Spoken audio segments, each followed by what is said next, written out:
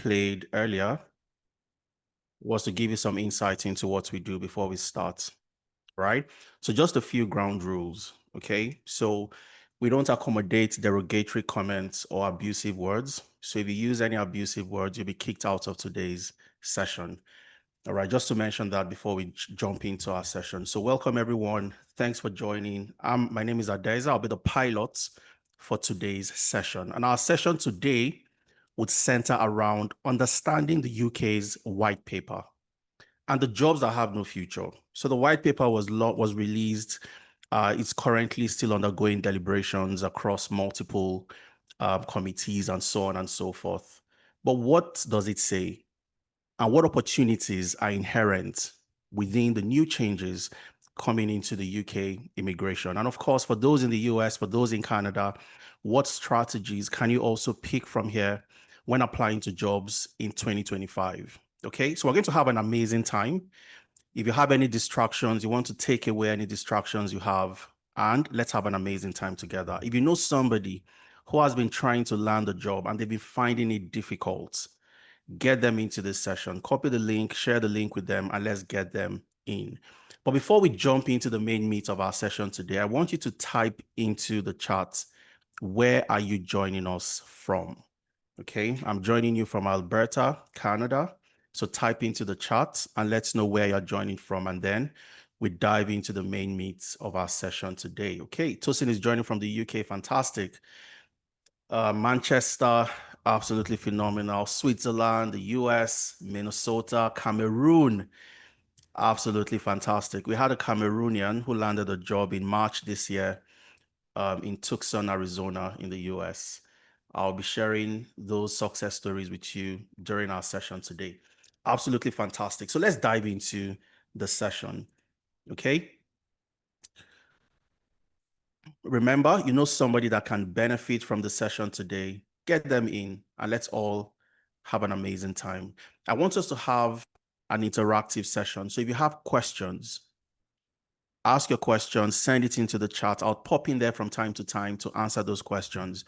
And for the questions I can't answer while I'm taking my presentation, I'll take those questions towards the end of our session. So we'll have a Q&A. All right. So just make sure you have those questions somewhere and we'll take all those. I'll do my best to provide answers to the questions. All right. So let's dive in. The main meat of our session. And before we get into the session, who is Tenalytics and what are we all about? Tenalytics is a leading educational technology company focused on helping people land high-paying jobs, irrespective of where you are resided. Over the last 4 years, in about 2 months' time, would be the 5th year in operation. We've helped over 2,855 and more people to land jobs across different regions from the US to the UK to Canada, across Africa, Asia, and so on. And we focus on areas that have high in-demand opportunities, career path like data analytics, data science, data engineering, agile project management, cybersecurity, and so on. All right. And today I'll be leading the session. My name is Adeza Suleiman. I'm a technology expert with over a decade experience in data analytics and management consulting. I'm the founder of Tenalytics and the co-founder of Amdari. And using these two platforms, we've helped over 2,855 plus people to also make that jump. My first degree was in industrial chemistry, nothing related to tech. How did I do it? And how have we helped over 2,800 plus people to do the same? I've worked as a data science consultant in the UK, in Canada, in the US. I've worked as a data analyst with one of the largest privately owned energy conglomerates in sub-Saharan Africa. And I've also worked as a data analytics consultant with FITC, owned by the Central Bank of Nigeria and the Bankers Committee. I've worked across 5 sectors. And my roles have changed across all these 5 sectors, from being a data analyst with FITC to a management information systems analyst with Sahara Power Group. I've worked in the educational technology space in energy and also in the automobile sector while I was in the UK. Now, we're going to dive into the main meat of our session today. What's the white paper all about? And it's raised a whole lot of confusion. But one thing I would say categorically is, across all regions, all the major economies, they are saying the same thing in a different way. They want people with high skills, people who are highly skilled to come into the country, help them build, innovate, and reignite their economy, essentially. Highly skilled individuals. That's the same thing they are saying. But this would affect so many people. If you're a job seeker, you're a dependent, you are a student, this affects you. So how does it affect you, especially if you are in the UK? So there are about 8 key areas I'm going to point out. All right. And these are the changes that will be coming in this year, 2025.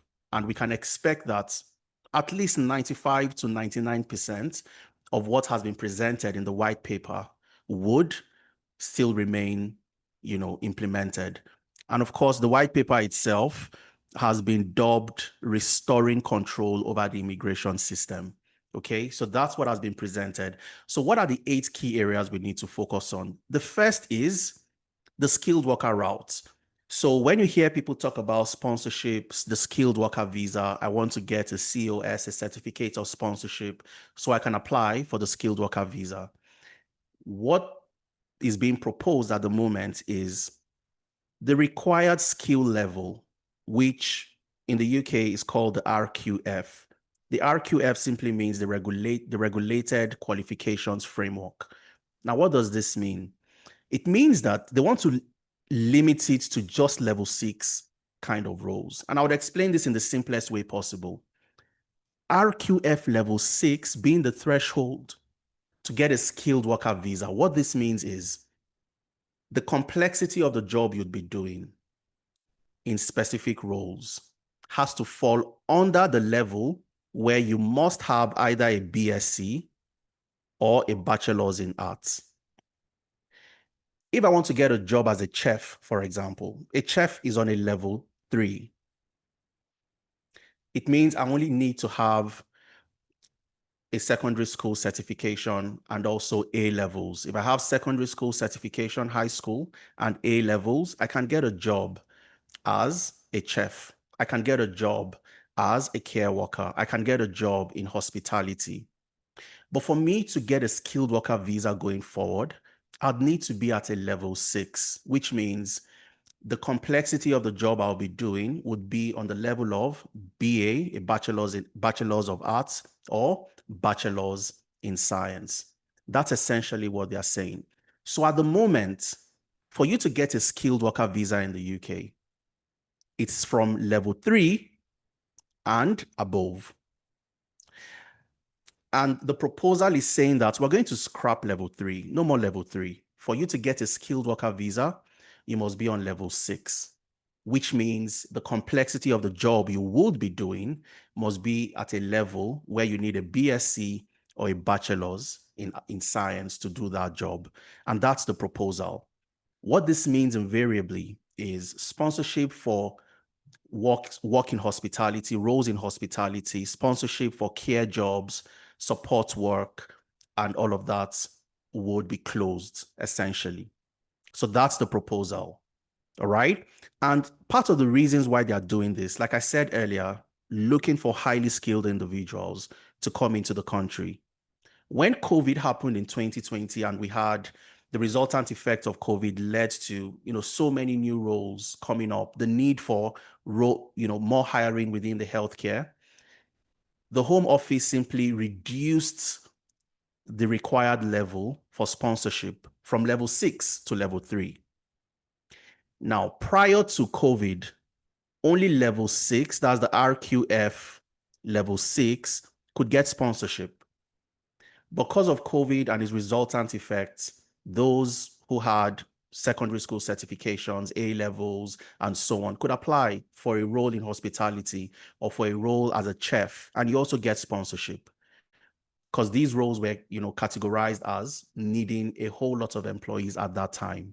Okay. And prior to COVID, level 3 roles only got 10% of all the sponsorships in the UK. Only 10% went to level 3 prior to COVID. But the moment the Home Office reduced the required level, what happened? This increased from 10% to 60%. So more people were flocking into the care jobs, into the support work, into the lower level jobs. At 60% of all the sponsorship went to level 3. And the UK is simply saying that we want to attract the best talents into the country. So rather than everybody focusing on just L3, the level 3 roles, we're going to increase that and limit it to just level 6. So it's either you're level 6 and above. For a level 6, you have a BSc. For a level 7, which also qualifies for sponsorship, it means the complexity of the job must be at a level for somebody who has a master's degree. And a level 8, the complexity of the job must be at a level where the person has a PhD. So you can only get sponsorship going forward from level 6 and above. All right. That's what that means essentially. Okay. So that's one of the first things you need to note. So if you're on a job where you're on a care job or you want to get a care job to get sponsorship and you haven't done that now, you are likely not going to be able to do it after these reforms have been passed. Okay. Now, number 2 is social care. So like I said, social care, new applications from abroad would be closed completely. All right. So a lot of restrictions come into the social care, the healthcare visa, and so on. The graduate route as well. So for those of you in school, for those of you who are about to finish school and so on, normally you would apply for a post-study visa once you graduate, and you have 2 years postgraduate, post-study visa, right? But the proposal is to reduce this from 2 years to 1.5. So you no longer have 2 years post-study anymore. You now have only 1.5 years. All right. That's another key element, a key consideration listed in the white paper. And of course, if you also plan to come to the UK through the student route, it's going to get a whole lot more difficult, because a 6% levy would be implemented for international students. So if you think you paid £20,000, £18,000, £15,000 to do your master's, I did my master's in the UK as well, so I know exactly what this means. You'd have to pay higher. You'd have to pay more to study in the UK going forward. And the reason why they are doing this essentially is to reduce the number of students coming into the country. All right. The 5th key consideration is to the universities who offers your CAS, your CAS, your confirmation of acceptance of studies. Before you leave your country and come to the UK, the university would have to sponsor you. And the way they sponsor you is to offer something called a CAS, a confirmation of acceptance to study. Okay. Now, what the Home Office is saying is simply, we are going to raise the minimum requirements for compliance, because universities have to meet certain thresholds. For example, to offer somebody a confirmation of acceptance to study, you must be sure at a level of about 90% that this person would get a visa when they apply for a visa. So there are compliance thresholds the universities have to meet. And I'm going to elaborate on that in subsequent slides. But what the proposal is saying is, we're going to make it more difficult for the universities. So before they issue confirmation of acceptance of studies, they must be sure that that candidate would come into the UK, they would pay their tuition, they would study, and they will graduate. Okay, that's what that is saying essentially. But I'll expand on that as we move on. And of course, you have the English language requirements, where it's expected that as dependents, you need English language requirements going forward. Okay, for you to apply. If you didn't study in the UK, for example, you would need to pass the upper intermediate level, which is the B2 level categorization, whereby if you're writing IELTS, for example, you must score between 5.5 to 6.5, your overall score.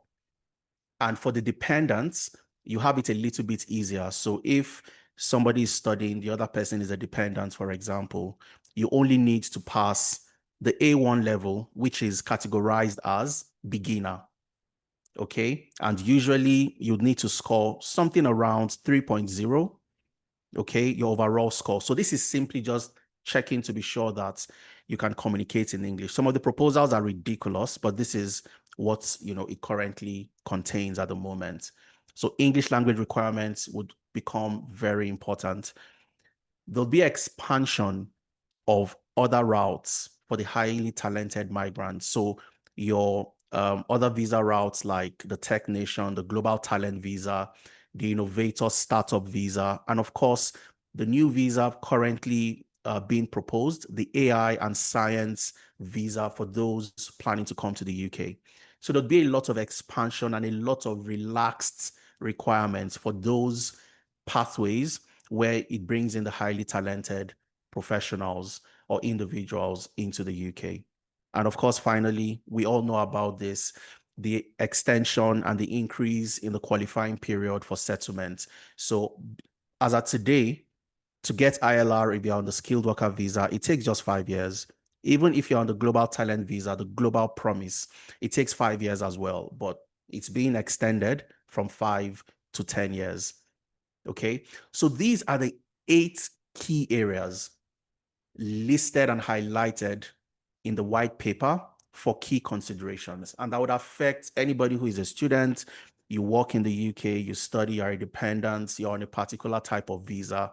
This would likely affect you one way or the other. So what I've also done is I've kept the links. Okay. The white paper itself is about, I think, 180 pages thereabout, or 82 pages, I beg your pardon, about 82 pages. You have a technical annex, which is a shorter report, about 15 pages. And you have the publication from the UK on the gov.uk website itself. So you'd have the opportunity to go through and see the different propositions and the aim, the reason why this is even happening in the first place. All right. Like I mentioned, something very important. A study done by the Oxford Immigration Observatory.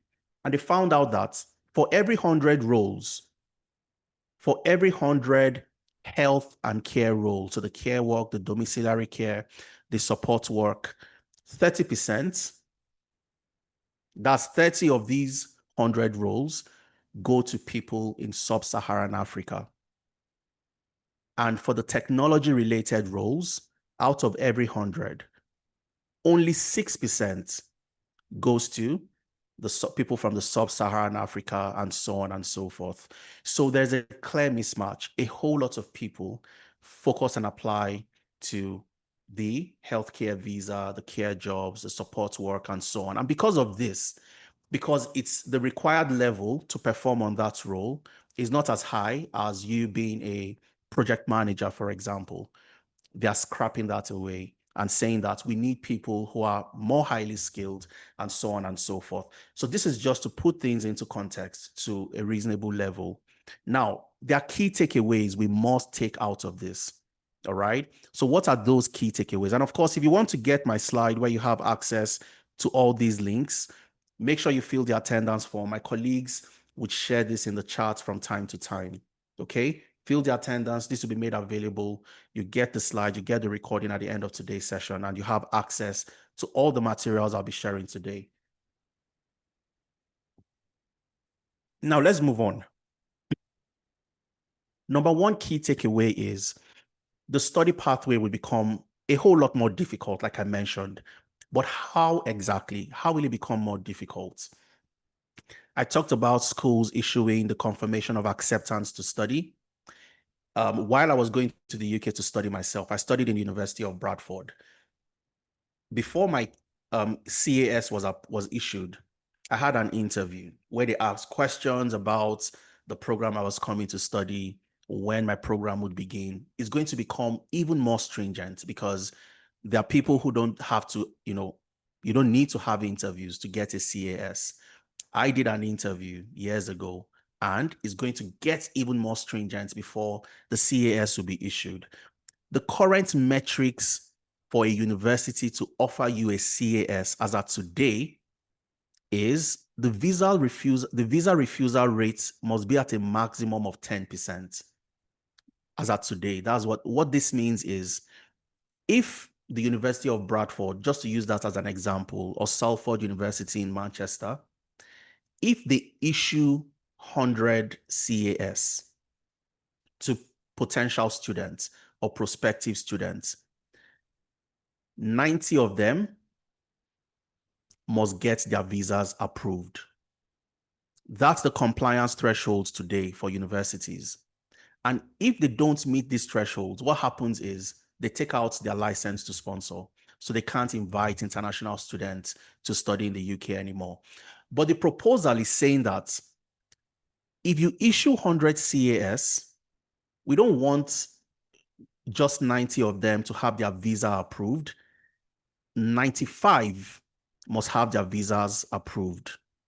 So the universities would have to take extra measures to assess you to be sure that if you are issued a CAS, you will get your visa approved. So your financials, your ability to pay, and all those things will become a lot more stringent because they want to get people who would get their visas approved and so on. Okay. Another key metric is the enrollment rate. I remember when I started school, a lot of people who also, decided to start at that time did not go ahead to enroll. They either deferred their program and eventually did not start their master's program. So this proposal is saying that enrollment rate currently is a minimum of 90%, which means for every 100 people who have gotten visas, they've gotten into the UK, at least 90 of them must enroll for the programs they've decided to go to the UK to study. But the proposal is increasing that from 90 to 95%. So if a university issues you your confirmation of acceptance to study, you have your visa approved, you've gone to the UK to study, 95%, 95 out of 100 must enroll.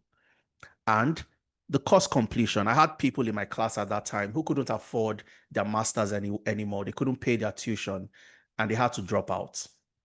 There were some people we had to even contribute money for them to continue their program at that time. Okay, so course completion rate currently is at 85%. So universities, this is going to be increased to 90%, which means for every 100 people that enroll and decide to take a program in any of the universities, 90 of them must complete the course. Okay, so it will get a whole lot more difficult for people to, choose the UK as a destination to study. All right. And of course, I talked about the increase, the 6% levy that'll be, added to international students' tuition. So this is going to get so difficult. And the whole idea is in the short term, they want to cut migration by 7,000. And on the long run, increase this from 7,000 to 14,000.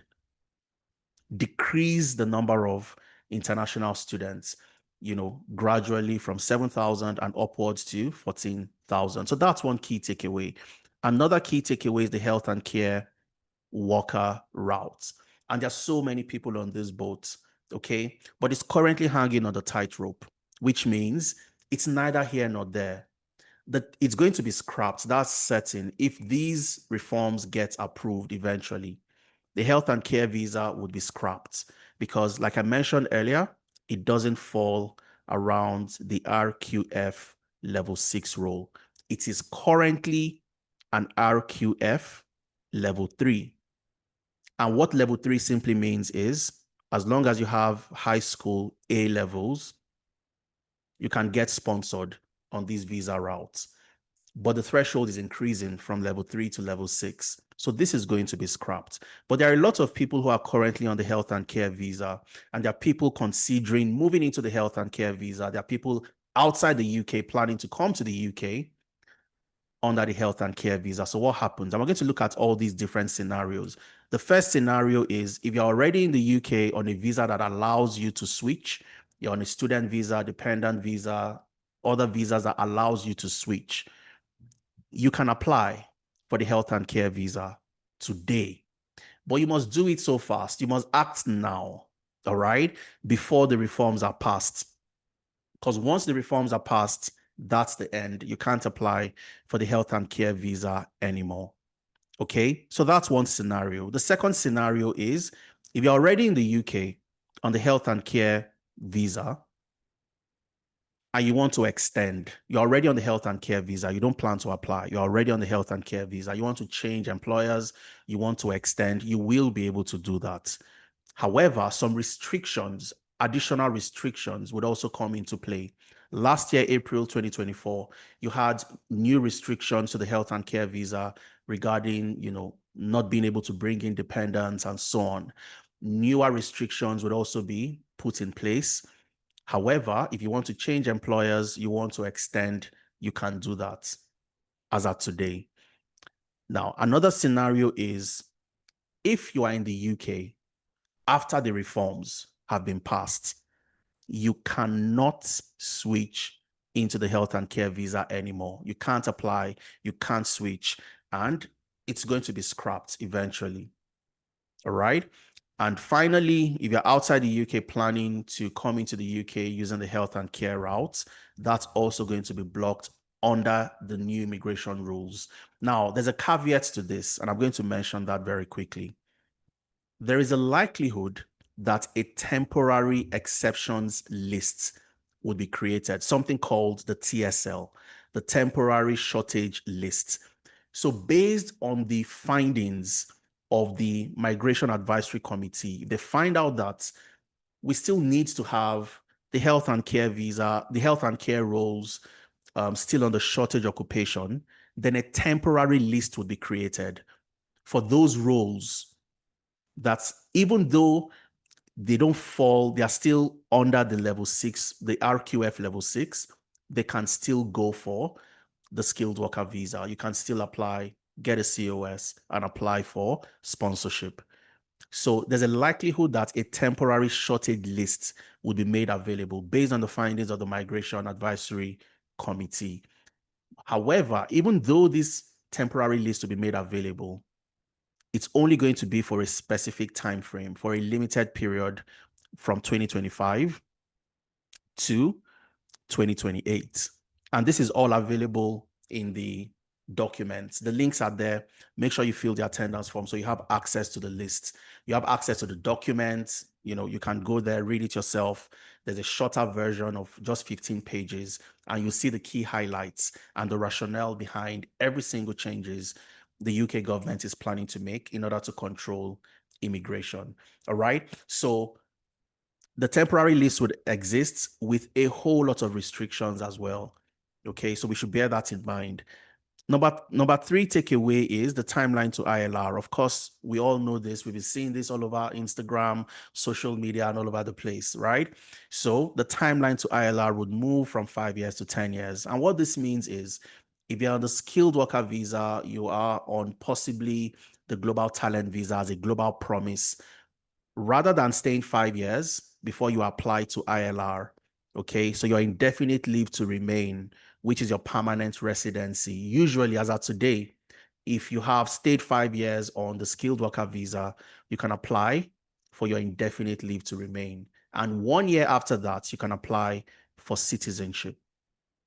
Okay, but the new changes coming simply says rather than 5 years before permanent residency, before ILR, it will be increased to 10 years. Okay, and the visas that are likely going to be affected, quite a lot of them, the skilled worker visas, the dependent visas, and possibly other visas like the innovator visa, the global talent visa. However, there's a high likelihood that a global talent visa, the innovator startup visa would be exempted. Okay, but that's still, based on the outcome of deliberations and so on. And the reason is because they've made it very clear that there'll be expansion of the routes to bring in highly talented migrants. And what does that mean? It means that if you are a skilled professional or you're somebody who have skills that fall within the RQF level 6, you're a project manager, you're a cybersecurity analyst, you're a penetration tester, you're a data scientist, you can have the opportunity to take advantage of other visa routes because they all fall under the RQF level 6 and so on and so forth. So I am, postulating that the likelihood that the global talent will still remain 5 years is very high. Okay, the innovator, the startup visa would also remain as what it is without extending it to 10 years is also very, very high. And of course, we all know that the AI and the science visa, which is also, it was mentioned in January this year, this is also coming on board, where you have AI, people in data science, AI related roles, machine learning related roles, or you are in science, you can apply to this visa when it has been implemented. Okay. So the fourth key takeaway, which I think is the most important, is if you are a graduate today, you have a BSc, you have a BA, and you have skills in any of the areas I'll be highlighting below, then there's some good news for you. Okay, there's good news. And what's the good news? If you are a business analyst, you're a data analyst, you're a data scientist, a data engineer, financial analyst, HR analyst, cybersecurity professional, agile project manager, a whole lot of these changes would affect you minimally. And I would highlight the areas where it might affect you and why you stand a better chance than anybody else currently trying to get sponsorship in the UK, or even if you're outside the UK. And this is simply because all these roles require the complexity level of an RQF level 6. So before the reforms, after the reforms, nothing changes. It does not affect you.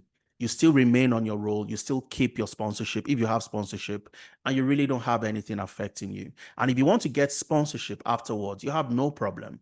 You can also do that because the career path you will be getting into is on that level with the current new reforms, being considered. Okay, and we're going to look at this a little bit more clearly. So currently the graduate visa, increasing it from reducing it from 2 years to 18 months. If you are somebody who has a BSc, you have a BA, you have skills in any of these areas, it does not affect you. Why? Because if you have the skills, you don't need 18 months to get a job.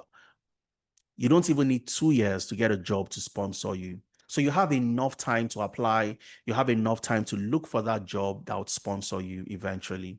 And 18 months is more than enough time for you to do that. All right. If you have the skills in any of these areas, you don't get affected even after the implementation of the reforms, where the skilled worker visas are now limited to just RQF level 6, because all the 8 roles fall within RQF level 6. So you are eligible to apply to these jobs.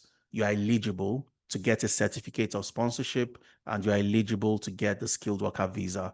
The English language requirements increasing from B1 to B2. And what this simply means is from intermediate to upper intermediate. Okay, so which is pretty, in my own opinion, is pretty simple for anybody to pass. If you grow up in an English speaking country, you should be able to pass these English tests easily, because even the upper intermediate is 5.5 to between 5.5 to 6.5. So if your score falls within this range, you are an upper intermediate. You have an upper intermediate competence in English language. That's the meaning.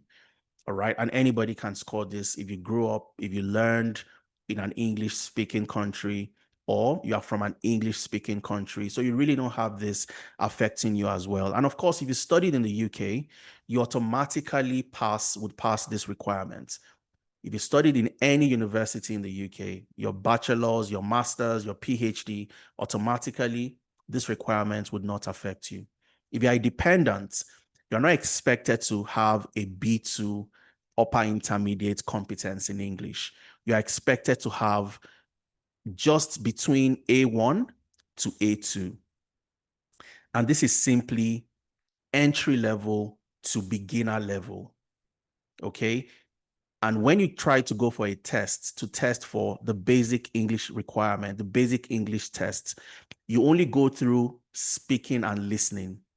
You don't go through reading and writing, because they only expect that you can communicate, you can converse in the English language, and that's pretty much it. So the requirement is still very relaxed and it's not overboard. Okay, so you go for the English test, you are tested on speaking, you are tested on listening, and that's it. And all you have to score is a score of about, if you use the IELTS range, about 3.0 to 3.5. Okay, which anybody can also pass this easily. Even if you're not from an English speaking country, you can easily get a 3.0 to 3.5. All right, so that's another key consideration. And finally, the ILR increasing from 5 years to 10 years. This would affect everybody. If you're applying after the reforms, it would affect everyone, especially if you're going for the skilled worker visa. You'd have to stay for 10 years if the reforms are passed.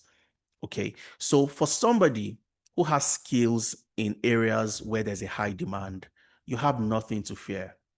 And for those who don't have these skills, if you can learn any of the skills in any of these 8 career paths, you'd open up tremendous opportunities for you to still have a pathway to settlement and a pathway to citizenship in the UK, because most of the reforms would not affect you. All right. And currently, of course, you have the eligible occupations for the skilled worker visa. So as of today, which I think this particular list would change after the reforms, but all these career paths would always still remain the same. When the UK always had the shortage occupation lists, all these career paths were there. They changed the shortage occupation list April 2024. Now you have eligible occupations for the skilled worker visa. All these career paths are still there. So what I'm going to do, we're going to go into the gov.uk website very quickly, and I'll show you some of these career paths.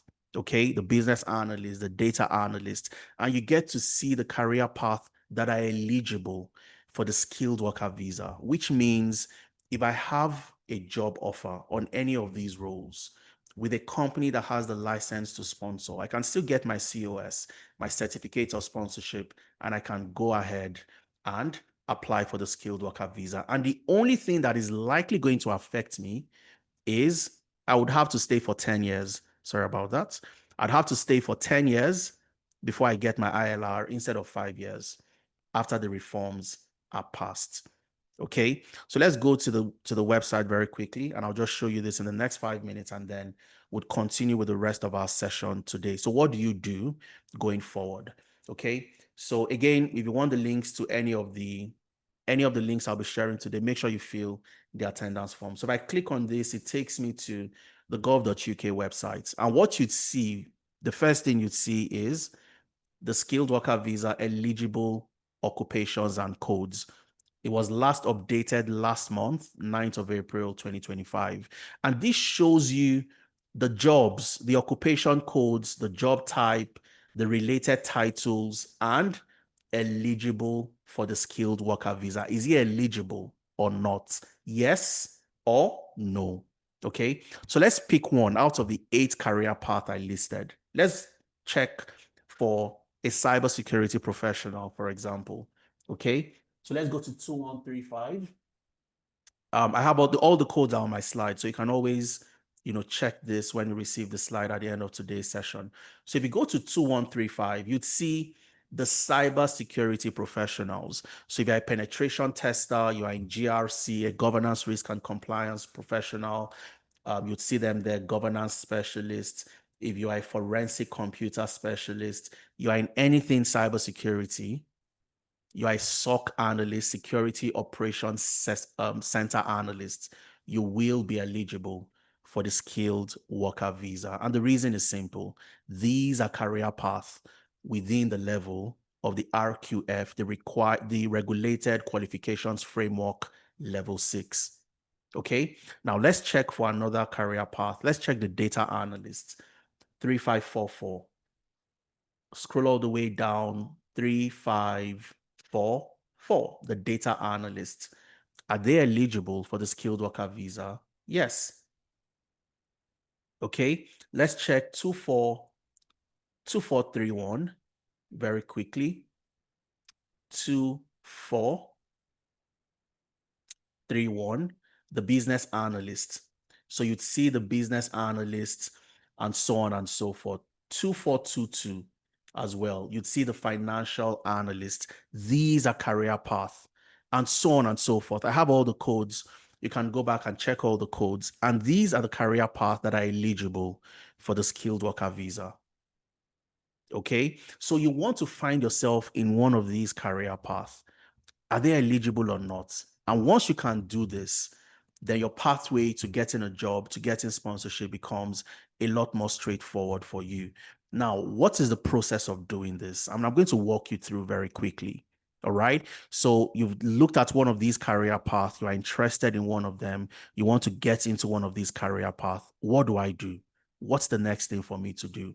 Now, for us at Tenalytics, and I'll share a couple of success stories with you. Some people who got their own sponsorship this year, some got theirs last year, and so on and so forth. How do you learn the skill? How do you showcase your skills to employers? And how do you land a job? How do you get sponsorship? Now, it's a 3-level approach. The first step is to learn. That's the first step. Learn. Okay.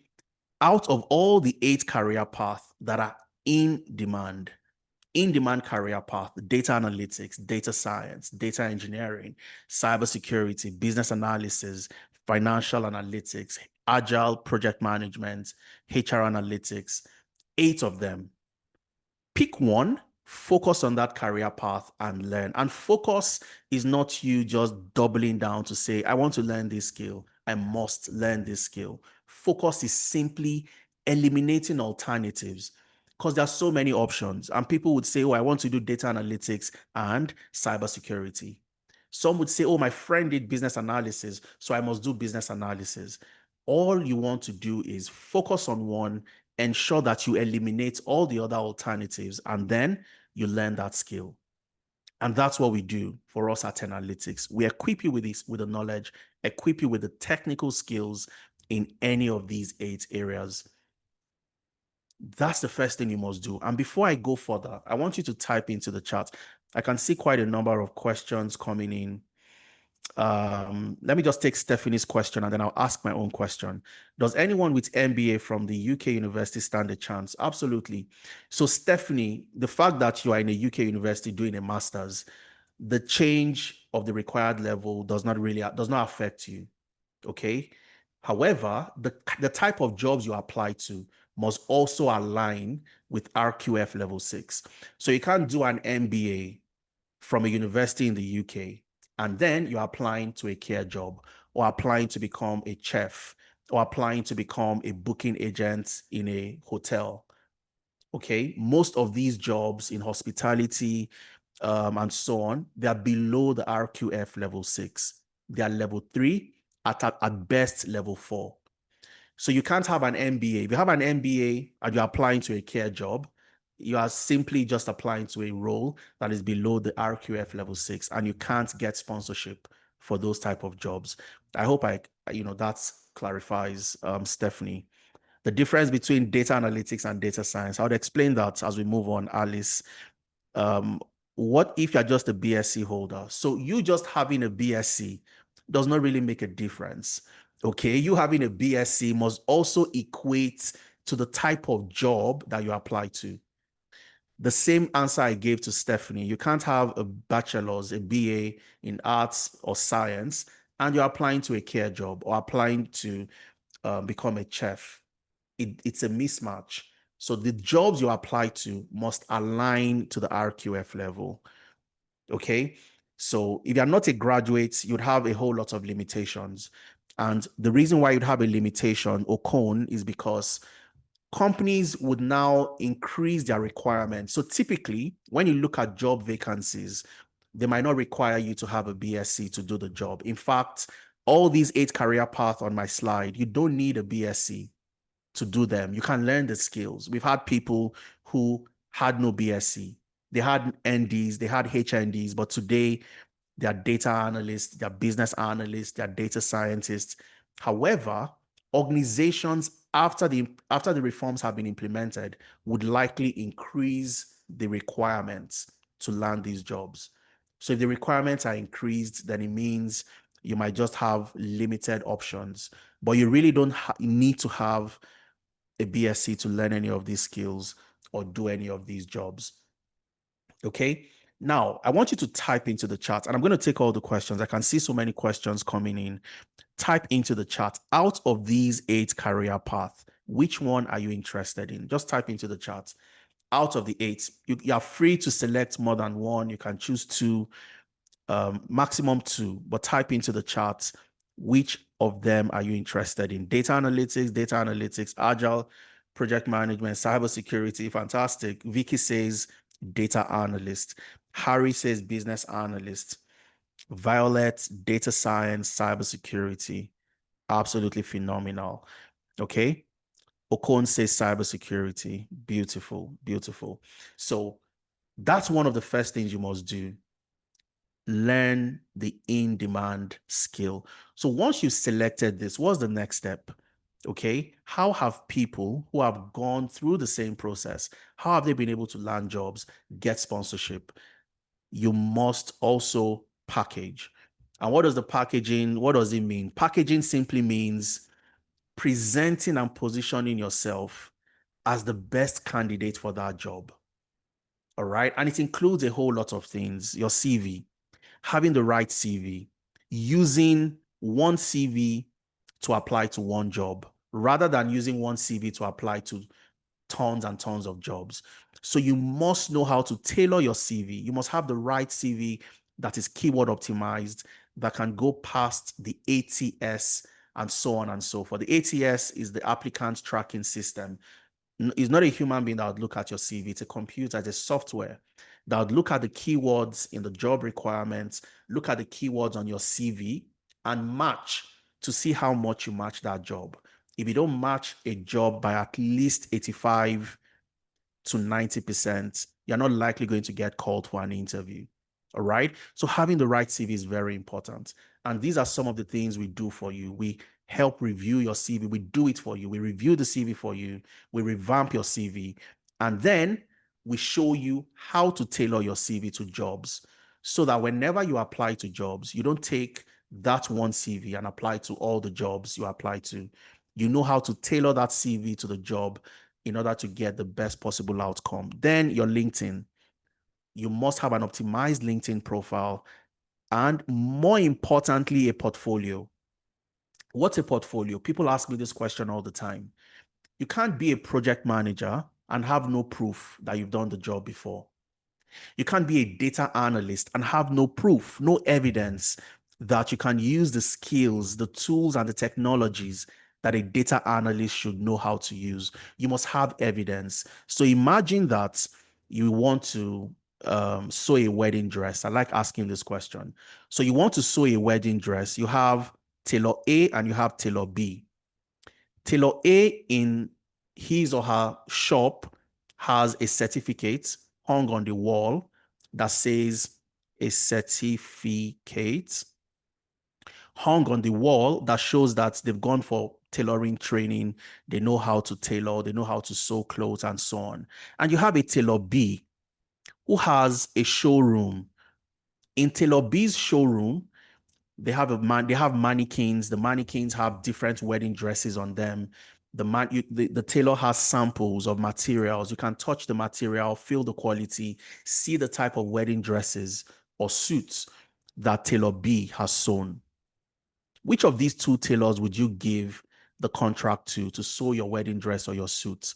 Tailor A, who has a certificate at the back that shows I went for tailoring school, or tailor B, who has evidence, a showroom, mannequins with the dresses, with the suits. You can touch, feel the material, see what they've done before. So type into the chat, A or B. I'd love to know. B, B, B. Everybody says B. Okay, fantastic. Violet says B. Callisto says B. Michael says B.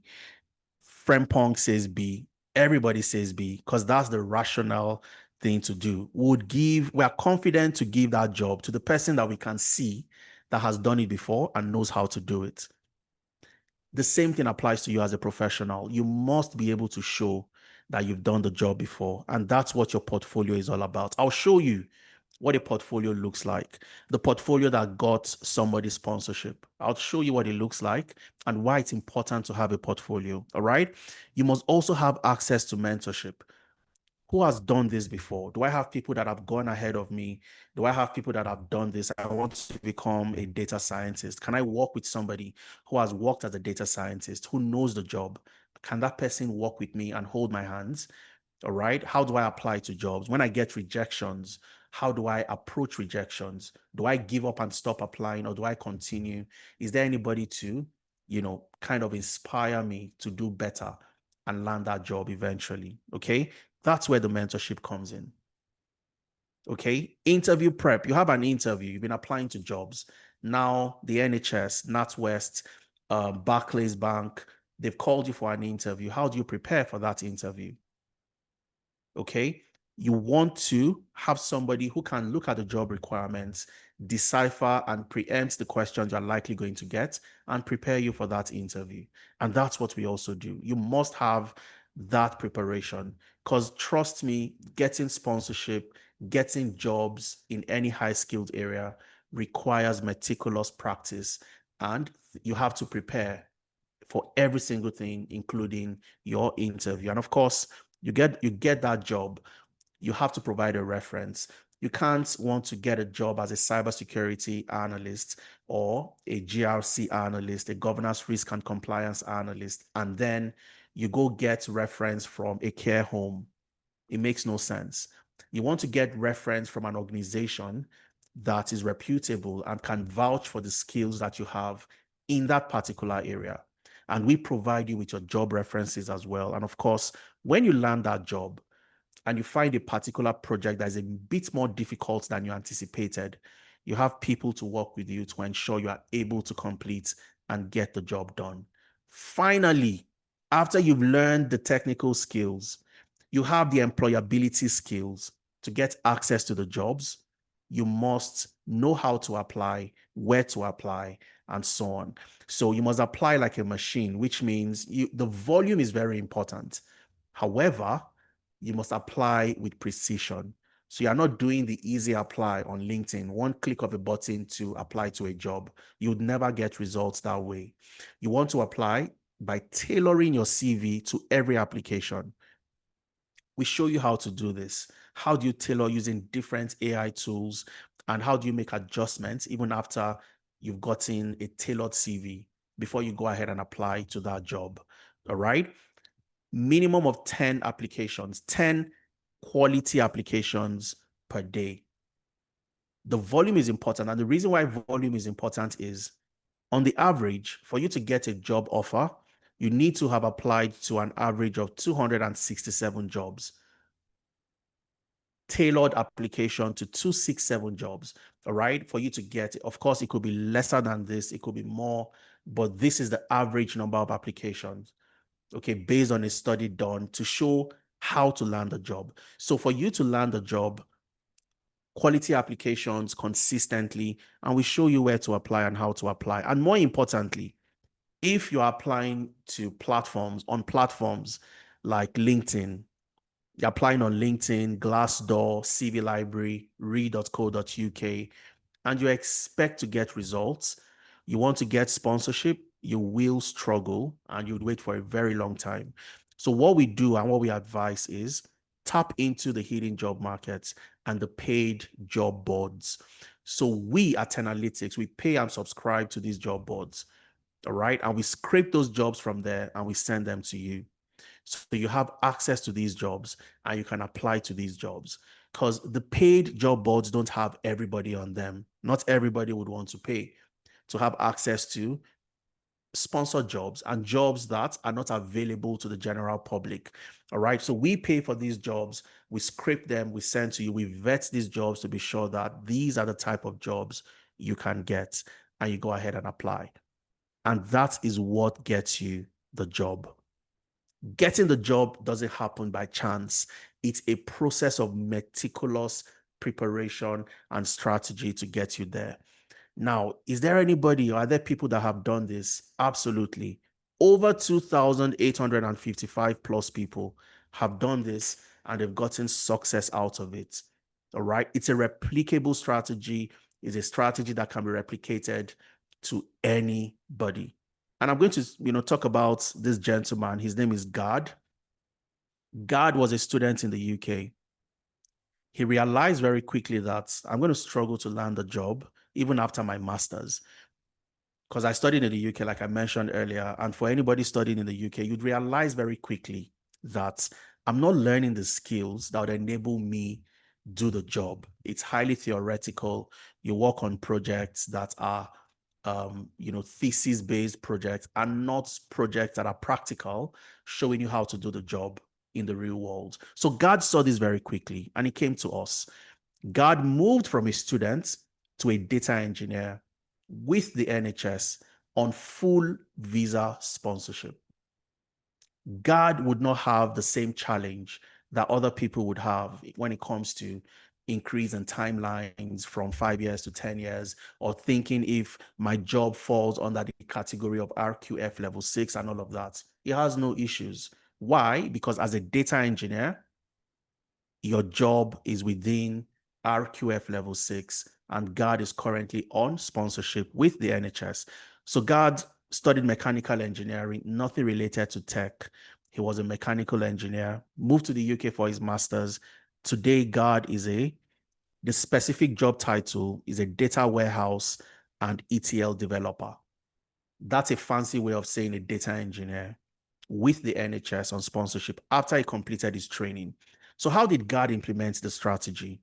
God joined us and completed his program last year in July 2024. God tailored his CV from what he used to have, because he realized that I'm going to struggle to land a job as a mechanical engineer in the UK. So I need to start tailoring my CV. He joined all the mentorship sessions. He got multiple interview preparation and he built a portfolio. So for those of you asking, what does a portfolio look like? All right, I'll show you what a data engineering portfolio looks like. So God, just like that tailor who has a showroom with mannequins and samples, God was able to build a portfolio where recruiters can go to that portfolio because the link to his portfolio was on his CV. Go to that portfolio, see what he's done, and they're confident enough that God can do the job for them. Just the same way you'd give that tailor that has a showroom with evidence. Okay, so I'm going to click here. This takes me to God's portfolio. So God August, fantastic gentleman.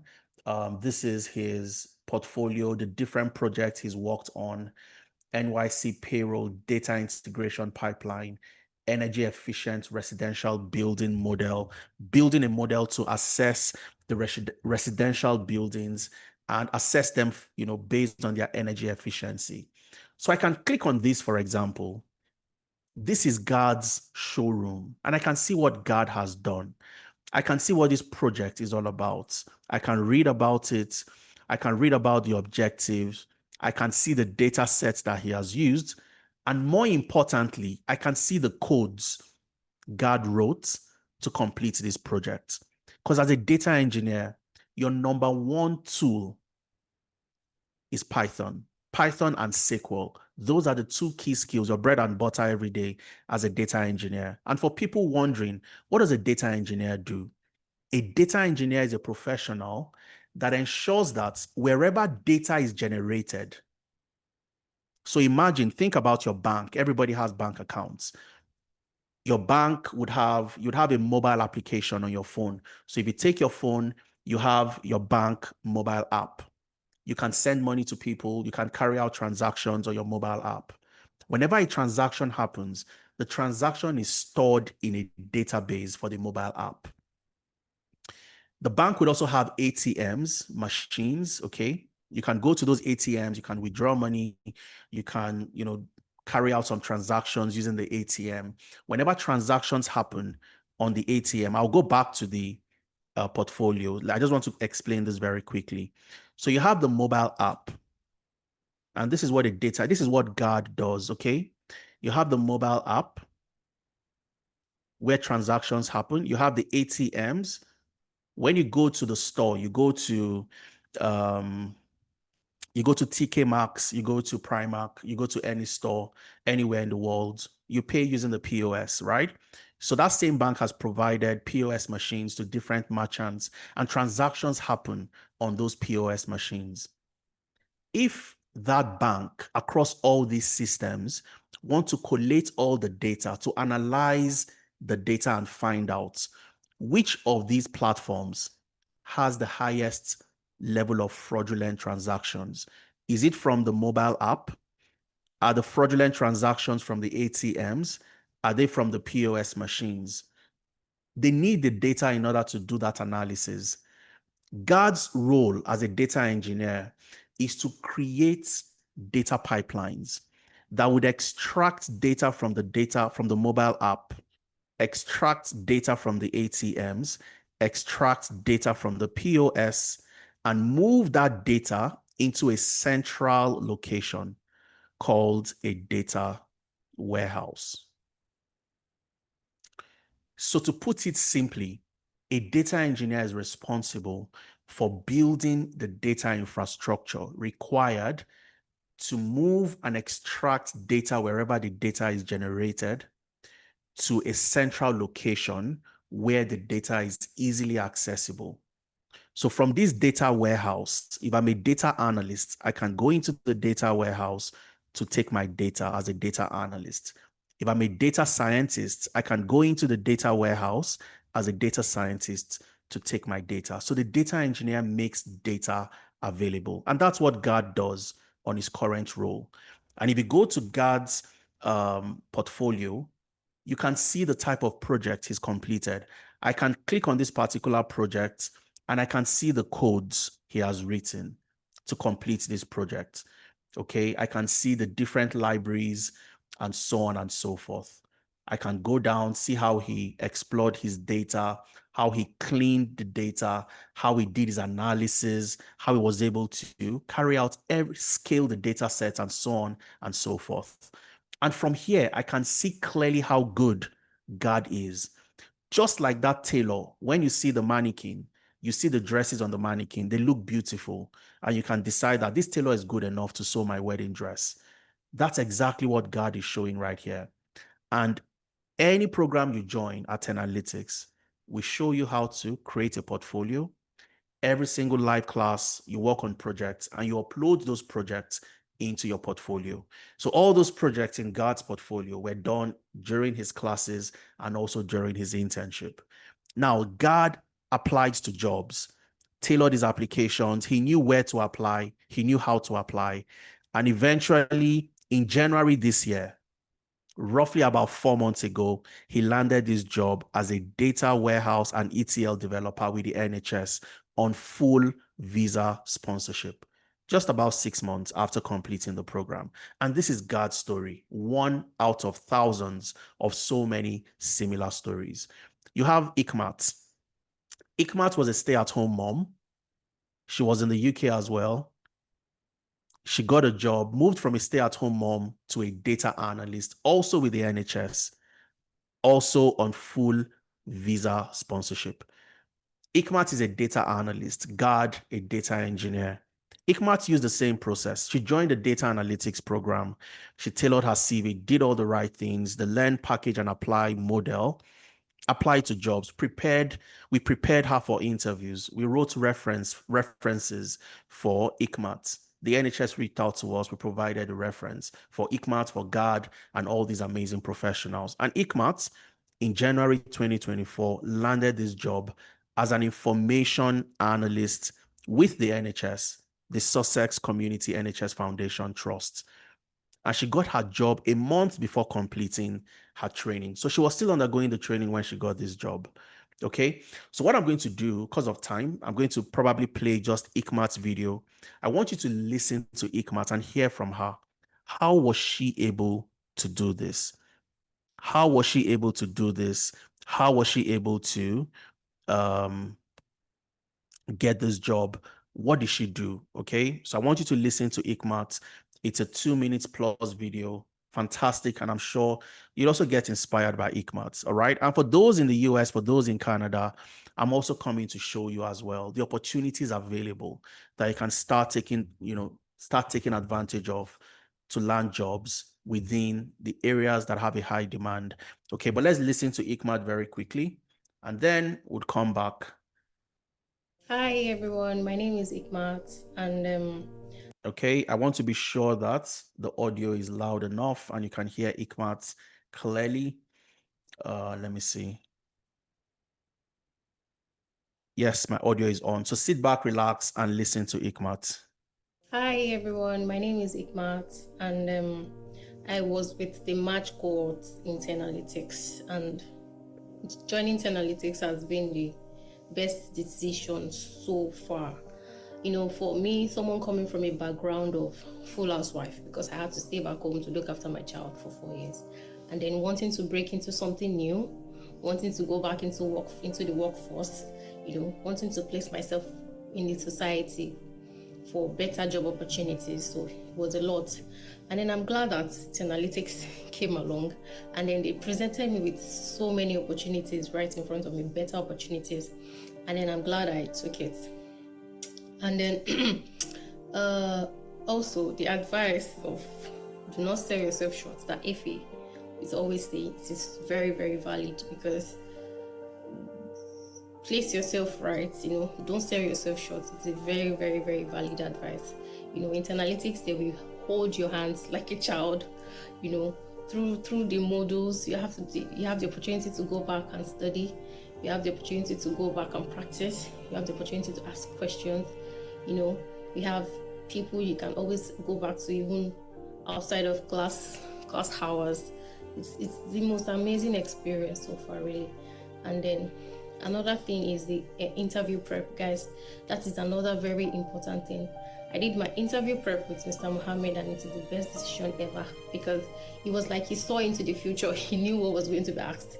And I'm glad that I wrote down all the things he mentioned. I went back to practice, and then when it was time for the interview, it was like everything he mentioned, it was just they kept on. And then when I was answering those questions, I was so confident, because I already practiced. I did an Excel test, I did a maths test, and then they were really impressed. And another thing is, guys, it may not come as fast as you expect. Definitely you are going to get some no's, and then you may begin to think you're not good enough. You are good enough, yes. The no's will come, but always take it as a basis for learning and development, because after every interview where I got a no, I always make sure I get a personal feedback. So I work on those feedbacks for my next interviews. And yes, it worked. It really worked for me, because I got my first job 3 months into the program, my first job. But I couldn't take up the job because I was a student, and I was only eligible to work 20 hours. So I couldn't take up the job. 3 months later, I got 2 jobs with full visa sponsorship. And guys, all the other no's before the 2 jobs prepared me for the yeses I got. So yes, the no's will come, but do not give up, because you always have Tenalytics to go back to. They are the best, and the best thing that's ever happened to me. And then yes, and they are the most affordable, one I've come across so far, and that's a very good advantage. So yes, Tenalytics for the win. So that's Ikmat, absolutely fantastic lady. Ikmat was studying public health. She was doing a master's in public health, but today she's not doing anything related to the healthcare, a healthcare role. She is working in the healthcare sector with the NHS, but this time around as a data analyst, an information analyst to be specific. No background in tech, no knowledge of anything related to Excel, Power BI, nothing. But today, Ikmat was able to do that. I'm going to show you Ikmat's profile. I'll show you God's profile as well very quickly. Like I mentioned earlier, it's a strategic, meticulous process of knowing exactly what to do at every given point in time. And the LinkedIn optimization is also very key. All right. So you don't just get these jobs just simply because you apply to them. You must have the right LinkedIn, you must have the right CV, and so on. But let's check out God very quickly. God, this is God, currently on sponsorship. Fantastic, absolutely brilliant gentleman. One of the first things you'd see when you go to God's profile is as he worked as a data engineer with Tenalytics. And this is what we have advised people to do. Do you know why? When employers see that you are on this job, you have experience doing this job, which is part of your LinkedIn optimization, they are more compelled to believe that you know exactly what to do. You position yourself as the best candidate for the job. And January this year, Gad landed the job with as a data warehouse and ETL developer with the NHS, and he's 5 months into this job. Absolutely fantastic. Full visa sponsorship. You have ICMAT as well. I said I was going to show you ICMAT as well very quickly. That's ICMAT, information analyst, fantastic lady. And one of the things you'd also see is data analyst with Tenalytics, tailoring and optimizing her LinkedIn profile. And of course, she got this job January 2024 as an information analyst with the Sussex Community NHS Foundation Trust. Okay. And as we move on, I'll show you similar stories as well. You have fantastic Judith. Judith had a background in HR. Okay. She moved to the UK and she was a carer in the UK. She worked as a carer in the UK. But today, Judith is a business analyst, from a carer to a business analyst, using the same process. Learning, she joined our business analysis program, completed our program in March last year, applied to several jobs. And Judith's own situation is a bit more interesting. Judith lives in the UK, but she works for a company in the US. Okay. And I would love you to listen to Judith, maybe not in today's session, given the fact that we don't have enough time, but you're going to get access to my slides. You can listen to Judith. She got a job in July last year as a business analyst, working remotely for a company in the US, working from the UK, working for the company in the US out of Huddersfield. And she got a job less than 4 months after completing the program. Okay. We had an amazing interview with Judith, and I'd love you to listen to that interview because she said a whole lot of things that would benefit anybody who listens to Judith. Okay. She was a carer. She did the job that was so difficult for anybody who is a carer, who is a mom, who is a parent. You know how difficult it's physically challenging on people. All right. And she was able to move away from that. She wanted to get a remote job, and she did get a remote job. Okay. So that's Judith's story. This is Mary. Mary joined us last year, November. And by March this year, just two months ago, she landed her visa sponsored job as a business data analyst with the NatWest in the UK as well. And when she did, she sent her a screenshot of her approval from the Home Office. This is simply saying your application under the skilled worker route has been successful, and you're going to stay in the UK as a skilled worker until 13th of March 2030. Now, because somebody like Mary, Judith, somebody like Mary, Gad, Judith, Ikmat, anybody on the skilled worker visa, you have a duration on your visa, which is roughly around 5 years. And after 5 years, you can then go ahead and apply for your ILR. Now, the changes coming, would it affect somebody like Mary? I don't think so. Would it affect somebody like Ikmat? I don't think so, because they're already on that pathway. So the reforms would not likely be retrospective, where they'll take it to people already on those pathways. But anybody starting newly would be the ones that would likely have to face the 10 years before they apply to get their ILR. Okay, and this is Mary. She currently works with NatWest. She resumed this job in April. She got her offer in March, and she resumed in April.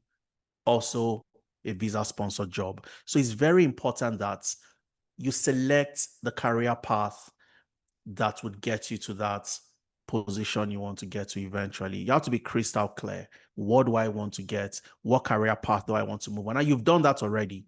For those of you that selected the career path you are interested in, that's the most important step. Now, we have done the job at Tenalytics to make sure that these are jobs that are high in demand, irrespective of where you are. So we do analysis, a job board analysis every year.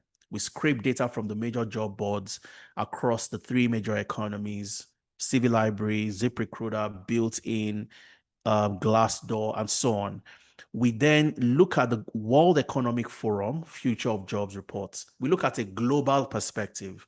So irrespective of where you are, if you're in Ghana, you are in Germany, you are in Portugal, you are in the UK, you are in the US, where are the jobs? Where is the economy going? So the Future of Jobs report by the World Economic Forum shows us clearly what we need to focus on. So we analyze these reports and we see if our analysis on those 8 career paths, do they align with where the World Economic Forum is saying the world would go in terms of the future of jobs? And absolutely, they align 100%. And I'm just going to show you this very quickly. All right. And of course, the link is available for those who want to, you want to have access to this. All you have to do is make sure you fill the attendance form. Okay. So if you open this report and you go to page 25, so this is the World Economic Forum Future of Jobs report. All right. It was released in January this year, 2025. If you go to page 21, that's where you get to see the jobs that would grow in demand and the jobs that will decline in demand. So when you see people like God getting jobs as a data engineer, it's very simple. And the reason is because you'd see the data warehousing specialist role as one of the jobs that will grow in demand. So at the left-hand side, you have the jobs that are growing. At the right-hand side, you have the jobs that are declining. So as a data warehousing specialist, if you're in AI, machine learning, if you are a data analyst, data scientist, you can see that clearly. You can see the data engineers, you can see those roles as well. You can see roles like the information security analyst roles. These are cybersecurity roles. And if you scroll, you still get to find your project managers and so on. You'd find your process automation specialists. Okay, your process automation specialist. These are your business analysts, your digital transformation specialist. These are also your business analysts. So you see these roles, the roles that are growing in demand. Now, the roles that are declining, that you should start thinking, having second thoughts if you find yourself in any of these career paths. Postal service clerks, bank tellers, data entry clerks, the cashiers, administrative assistants, accounting, bookkeeping. If you're an accountant, you'd see where you have accountants and auditors. These are career paths that are declining in the next between 2025 to 2030. If you find yourself in any of these career paths, then you are in for it. What does it mean? It means that these are career paths that are becoming irrelevant day in, day out, and they will become less and less relevant over the next 5 to 10 years. So what do you do in that instance? You want to pivot from those career paths that are declining to the career path that are on the increase. Okay. And you get all these from the World Economic Forum. And finally, we look at the regional analysis. Where are the jobs in the UK? The skilled worker visas, the jobs that are eligible for the skilled worker visa. We look at the US, the job titles with the highest H-1B acceptance rates. And in Canada, we look at the provincial nominee programs and jobs that are also high in demand. The Alberta Advantage Immigration Program, for example, the Saskatchewan Tech Talent Pathway. If you check any of these nominee programs, you'd find out that all these career paths that I've listed are the career paths that are also high in demand. Let's check the Alberta Advantage Immigration Program, okay? Again, the links are there. All you have to do, look for the NOC code, the NOC codes for these jobs, okay, under the Alberta Advantage Accelerated Tech Pathway. And one of the first things you'd see, these are jobs, the data scientists, the cybersecurity, the business system specialist. These are your business analysts, the database analyst and data administrators. These are your data analysts. And these are roles that are high in demand. Okay. And this cuts across all the other multiple nominee programs. So you start to look at where the jobs are, and they're in these 8 key areas that I highlighted earlier. the business analyst, the data scientist, the agile project manager, the data engineer, the cybersecurity analyst, and then HR and financial analysts.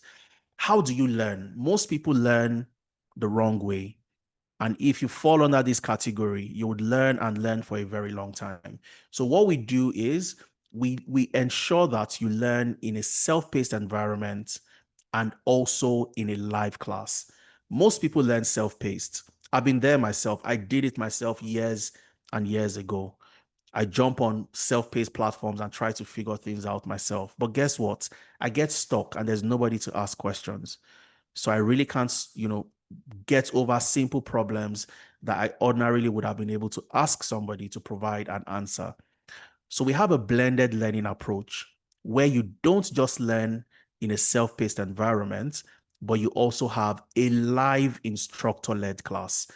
Every Saturdays, you jump on a live class with somebody like me. I'm walking you through concepts. We are working on projects together.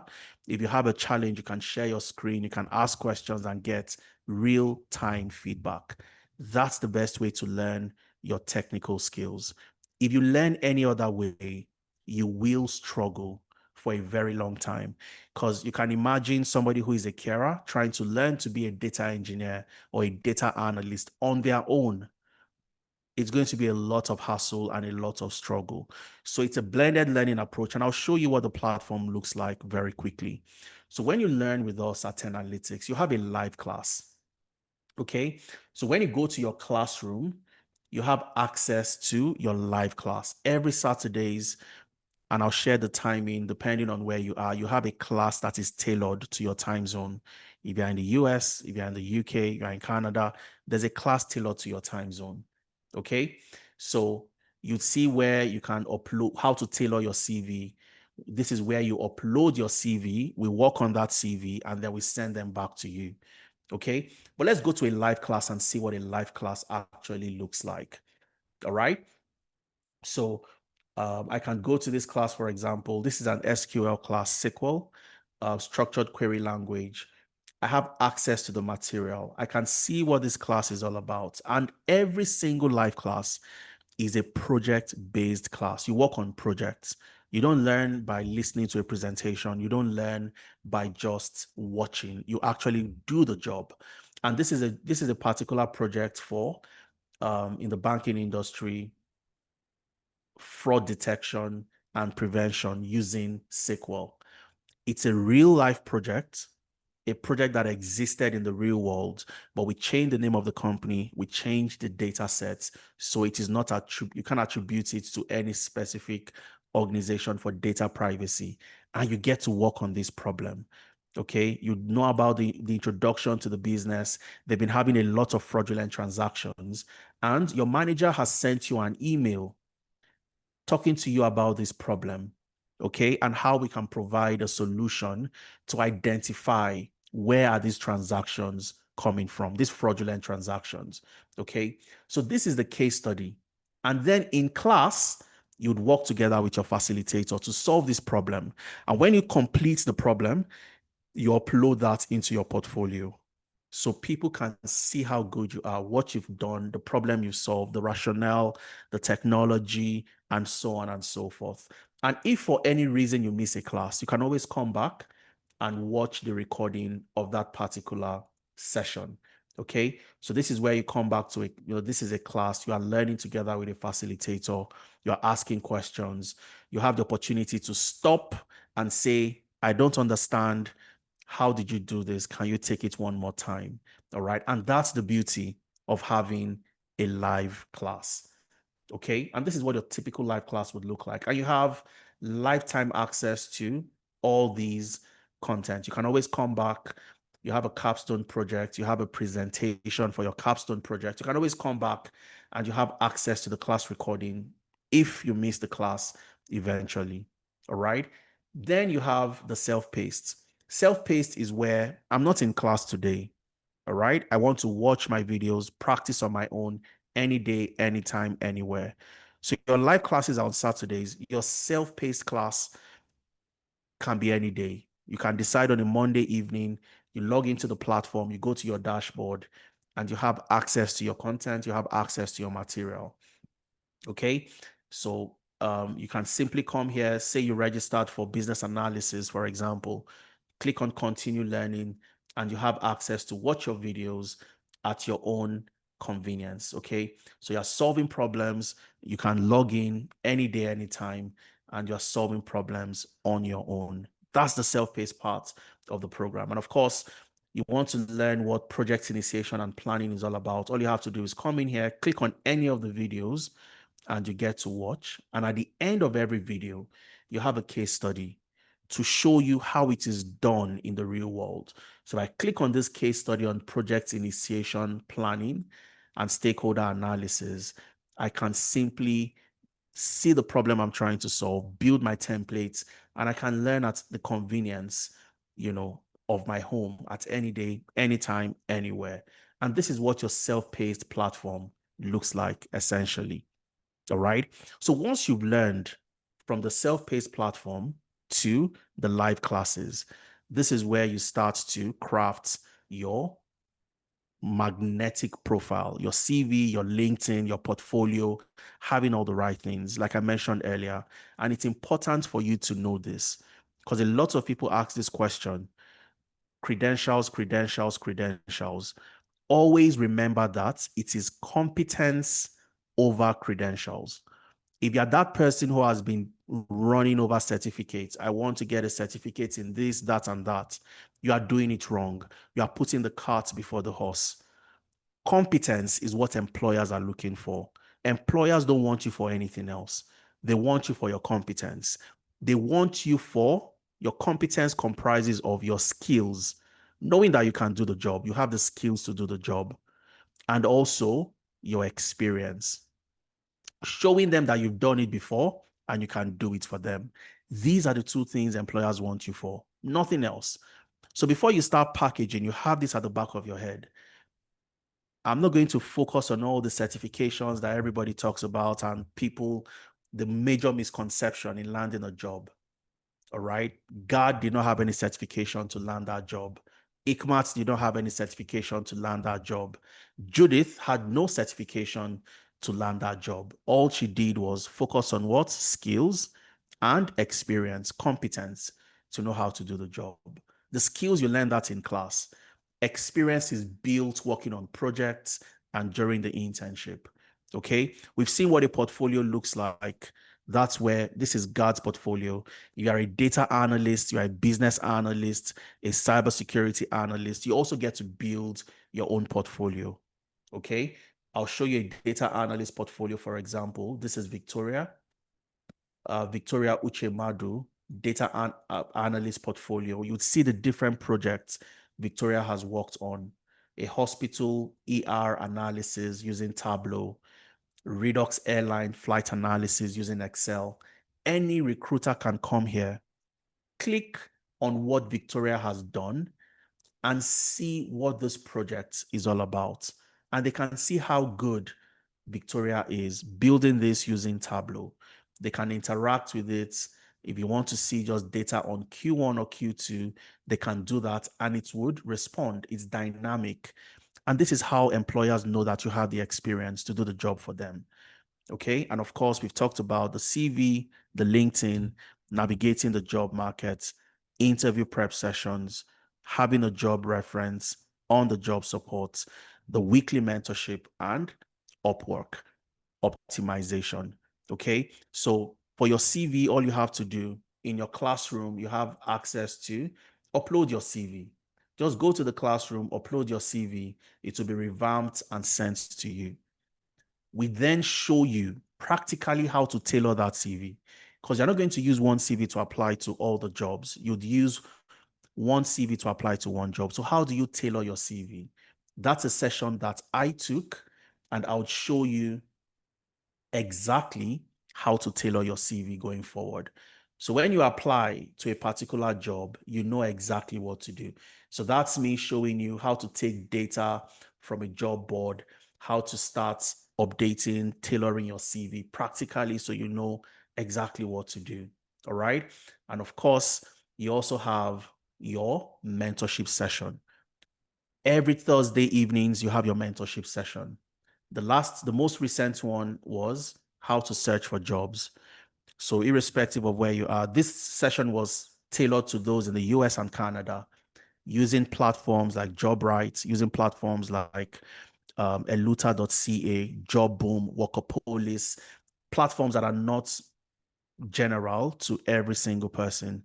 And we also show you how to leverage the jobs we send to you, how to search for jobs, how to apply to jobs, key strategy in landing visa sponsored jobs. Another mentorship session focused on helping you understand where to apply to get sponsorship jobs. And these are the things you do during the mentorship session: a day in the life of a data analyst, importance of building in public. Experts come in to walk you through all these different aspects to help you land a job.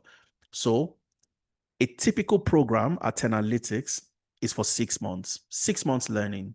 You have all the time to learn, work on projects, embody all the skills, know how to solve problems, have as many projects in your portfolio as possible. And then you have 2 months internship.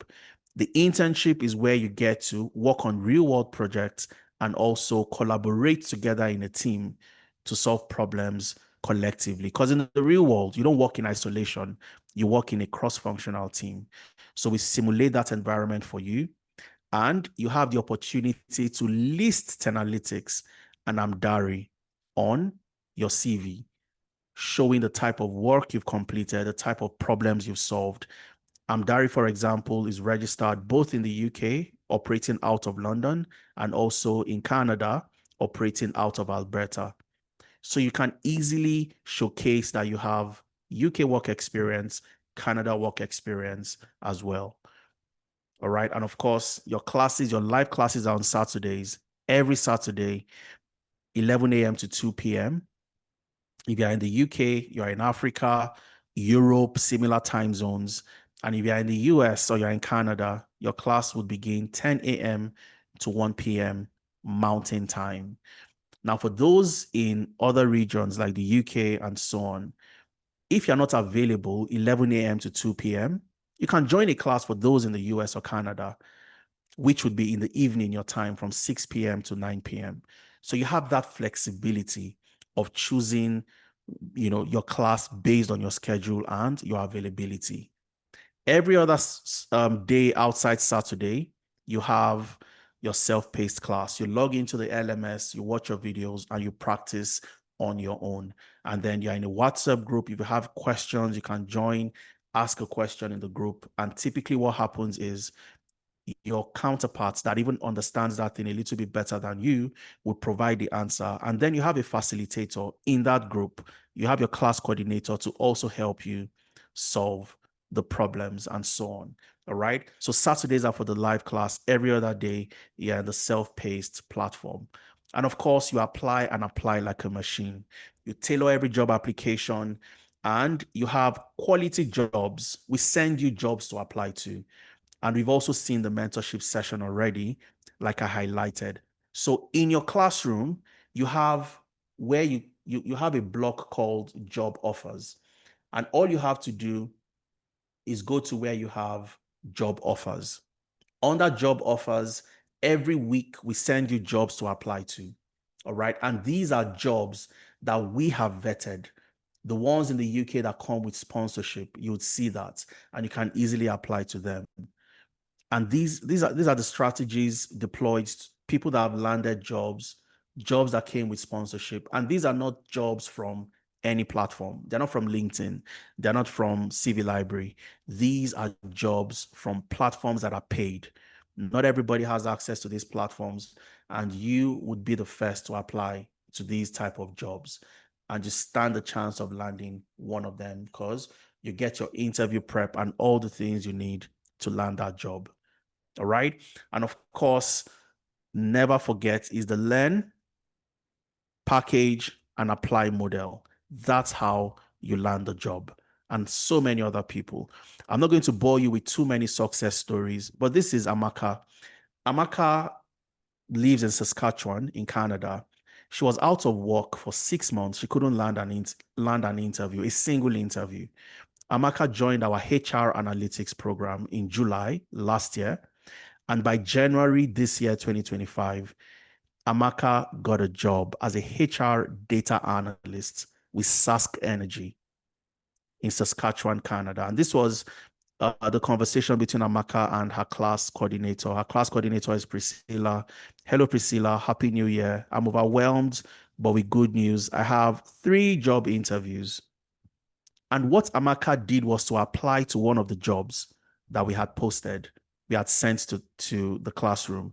Most importantly, I have an interview with Sask Energy for HR data analyst role, one of the jobs that you posted. I need help preparing for this interview.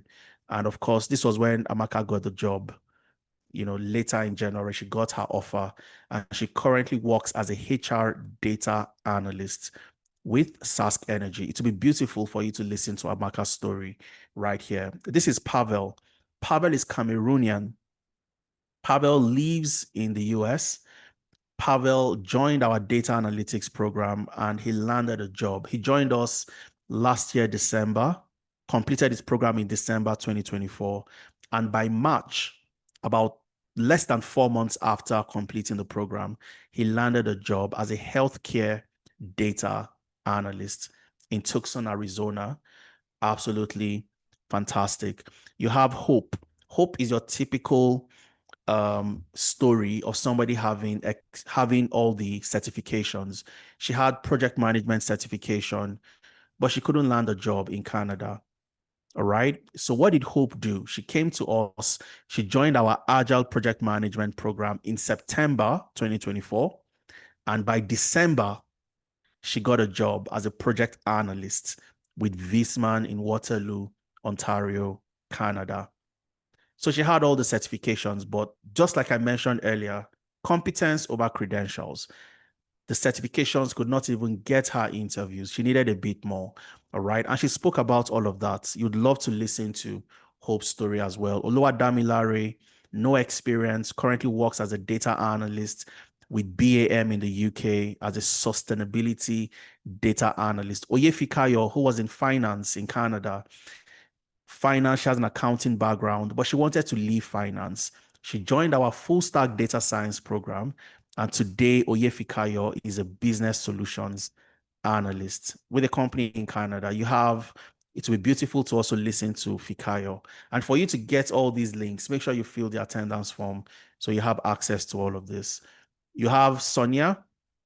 Sonia got a job as a HR analyst with British American Tobacco in the UK after completing a HR analytics program. You have Idris Adebisi, worked with Jaguar Land Rover as a data engineer after completing our data engineering program. He's left that job in Jaguar Land Rover in Coventry. He's currently working in London as a senior analytics engineer.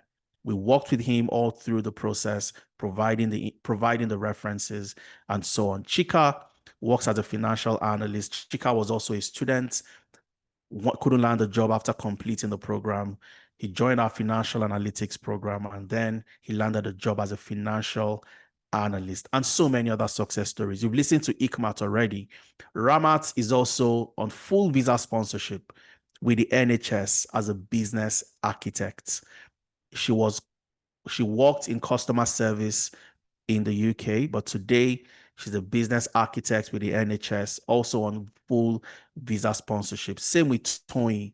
Toyin was a pharmacist back in Nigeria, joined our data analytics program. She's a benefits analyst, also with the NHS on full visa sponsorship. And I always like to brag that we have over 72 plus alumni working with the NHS as of today, over 72. And the jobs they do with the NHS, data analyst, data engineer, business architect, benefit analyst, pathology data analyst, and so on and so forth, all on full visa sponsorship. Because the NHS would give you sponsorship as long as you meet their requirements, and we prepare you for that during your interview process. You have a Datayo who got a job in cybersecurity after completing that. So the process is the same. Learn, package, apply. work on all those different things. You work with the best to help you prepare for those interviews, and you eventually would land the job.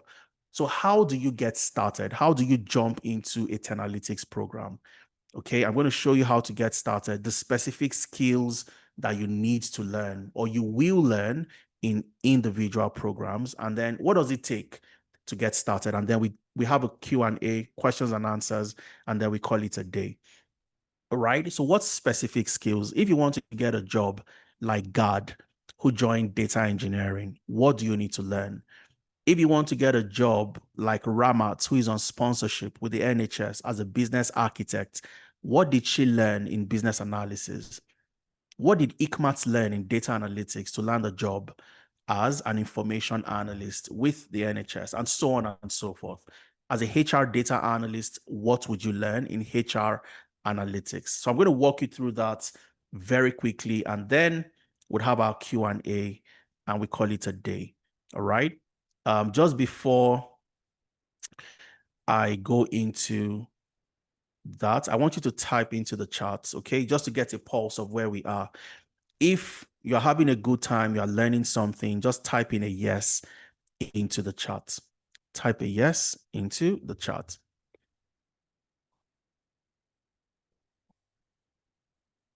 Fantastic. Brilliant. Absolutely phenomenal.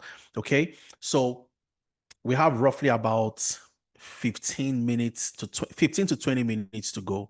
Okay, so I'm going to walk you through this very quickly, and then we have the opportunity to interact and take questions. As a business analyst, what do you need to learn? First of all, you must understand the data aspect of business analysis, Excel, Power BI, and SQL. If you're a business analyst in 2025, you don't know how to use Excel, you don't know how to use Power BI, you don't know how to use SQL, you will struggle to land a job. Okay, so Excel, Power BI, and SQL, the first three technologies you need to learn. Then you need to learn process mapping. How do I map out a process from start till finish? Process mapping is key for the business analyst, because the business analyst needs to know how does it, before you can improve a process, optimize a process, you need to know how does the process start and how does it end? Where are the gaps and inefficiencies in between? So you need to know how to map out processes using tools like Lucidcharts, Draw.io. Then you move into project initiation planning, Agile, and Scrum for project. And these are your project management skills. All right. So you're going to learn how to use Confluence to collaborate on projects, Jira to track project deliverables, and Trello to manage your team members, track their task, and so on. And of course, Azure DevOps to implement the Agile methodology during projects. You'd learn the software development lifecycle, requirement fundamentals, elicitation, asking the right questions using different methods like interviewing to get the type of answers that would enable you provide recommendations and solutions to the problems you're trying to solve. Stakeholder analysis and engagement. And last but not the least, AI for business analysis using Chat GPT. Then as an agile project manager, what do you need to learn? Of course, you start with introduction to project management methodologies. You have to understand the communication skills and management skills of a project manager, the foundations of Agile and Scrum, understanding the Scrum framework, the Scrum artifacts, advanced Scrum practices, and the Agile practices. You'd learn how to use Jira and Confluence end to end on projects. You'd also learn how to use the Kanban boards for workflow management. You'd learn about metrics and reporting using the velocity, the burn up, the burn down charts, leadership and reward application of project management, the Nexus Scaled Scrum, and we also help you to prepare for the professional Scrum Master examination. And these are the skills and the tools and technologies you need to learn if you are moving into business analysis or the agile project management. Now, why agile? People ask. Project management is broken down into three key parts. Okay, you have waterfall, which is your traditional project management is traditional, and then you have agile, which is your IT project management, and then you have wagile, which is a hybrid. Now, agile is simply where you have, as a project manager, you work a whole lot on IT related projects. When that bank wants to build a mobile app, when this company wants to build their own Instagram or this Zoom platform that we are using, they need a project manager to jump on that project, to manage the project to completion.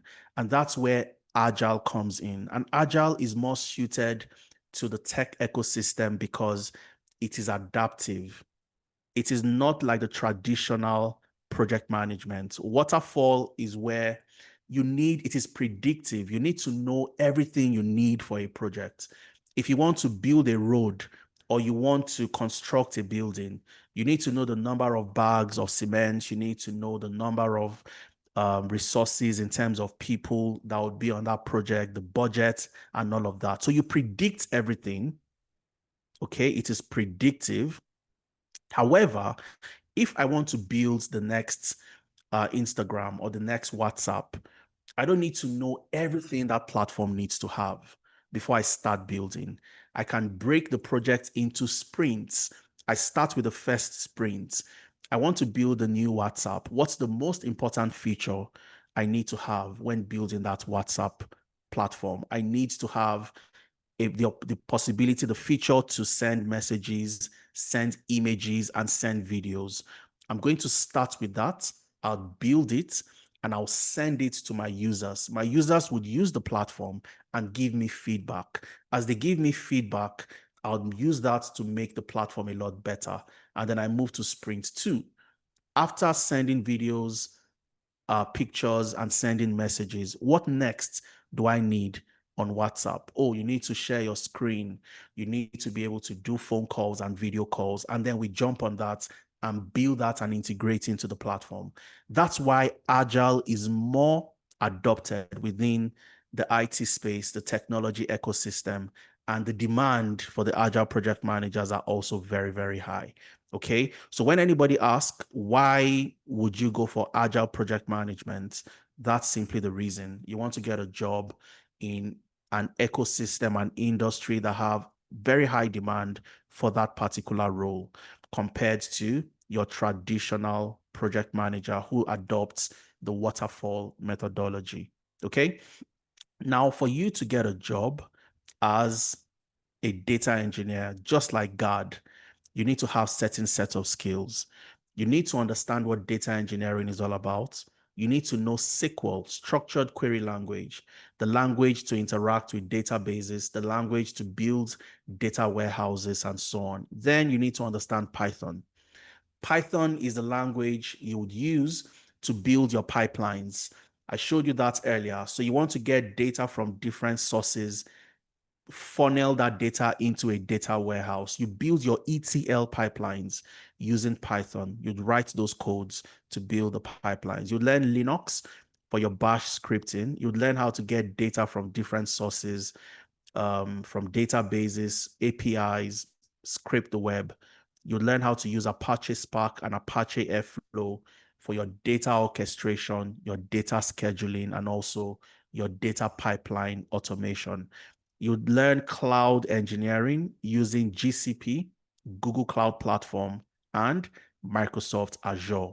If you noticed Microsoft Azure, if you noticed on Guard's profile, I don't know if you saw that, but if you go back to Guard's profile, something you'll notice is he listed his work experience as what? An Azure data engineer. Okay, Azure data engineer with Tenalytics. And the reason why he did that was because he was looking, the jobs he was getting interviews for were largely around Microsoft Azure. Okay, so one of the cloud platforms you'd find majorly adopted, especially within the UK, you'd find Microsoft Azure. Okay, so Azure is one of the cloud engineering platforms. GCP is another one. You'd learn the two to make it more competitive. You'd learn version control with GitHub and AI for data engineering using GitHub and GitHub Copilot and Chat GPT. Then as a data scientist, you will learn statistics. That's where your journey starts from. Then you move into predictive analytics and forecasting with Microsoft Excel, Tableau for data analytics, SQL for your structured query language, interacting with databases, and so on. You'd use Python for your exploratory data analysis, machine learning, computer vision, version control with GitHub, AI for data science using ChatGPT and Microsoft Fabric. These are the tools and technologies that enable you land a job as a data scientist. Now, you don't need to have any experience. You don't need to have any knowledge. You don't need to have any prerequisites to join any of these programs. The curriculum is designed for the beginner in mind, with the beginner in mind. So as a beginner who has no clue, you can join the data science program and thrive to become a data scientist. Oye Fikayo, who got a job as a business solutions analyst, she was in finance.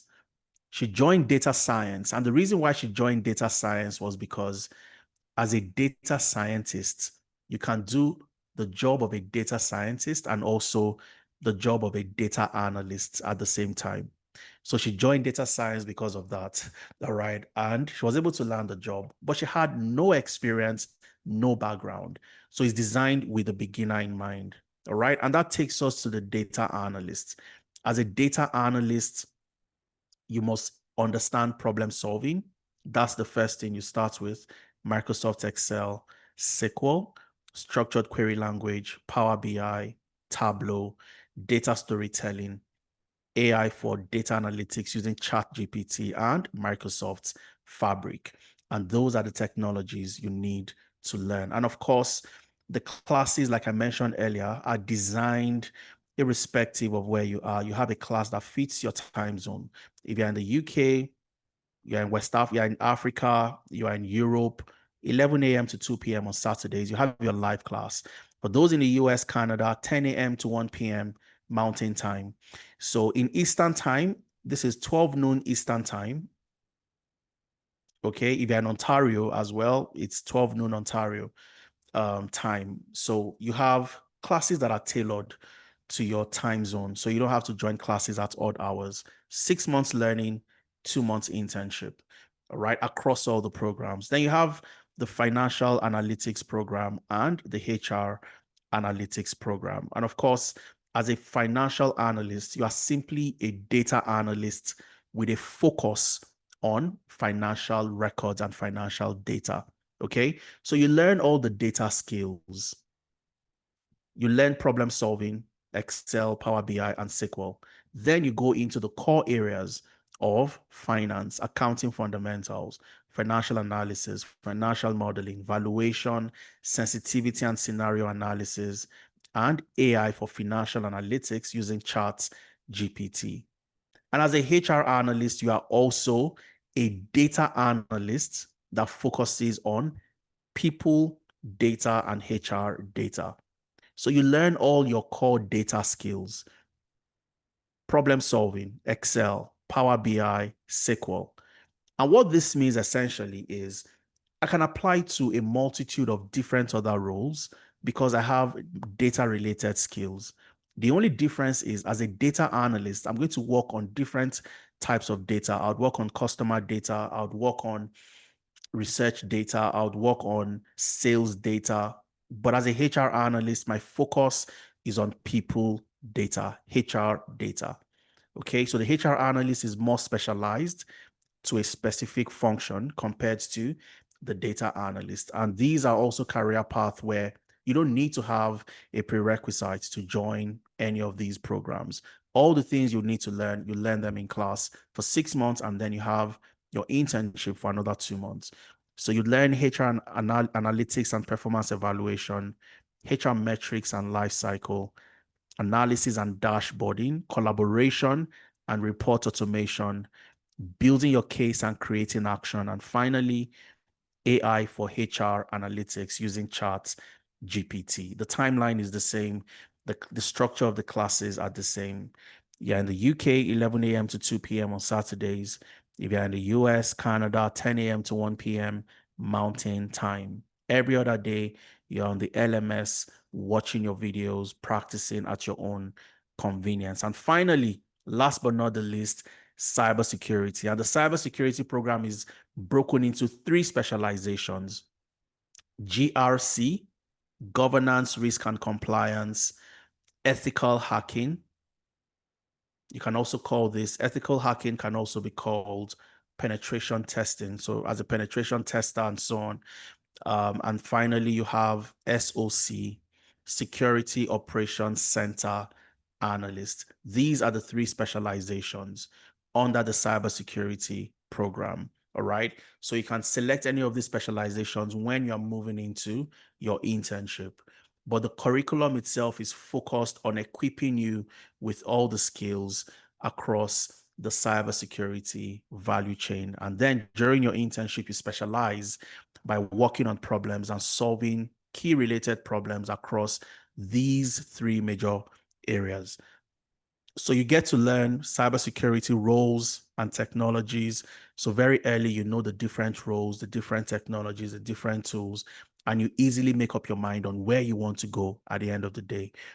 Cybersecurity principles and risk management, threats and vulnerabilities, SOC roles and responsibilities, that's security operations center roles, threat detection, incident response, malware analysis and threat actor profiling, vulnerability scanning and network reconnaissance, exploitation techniques.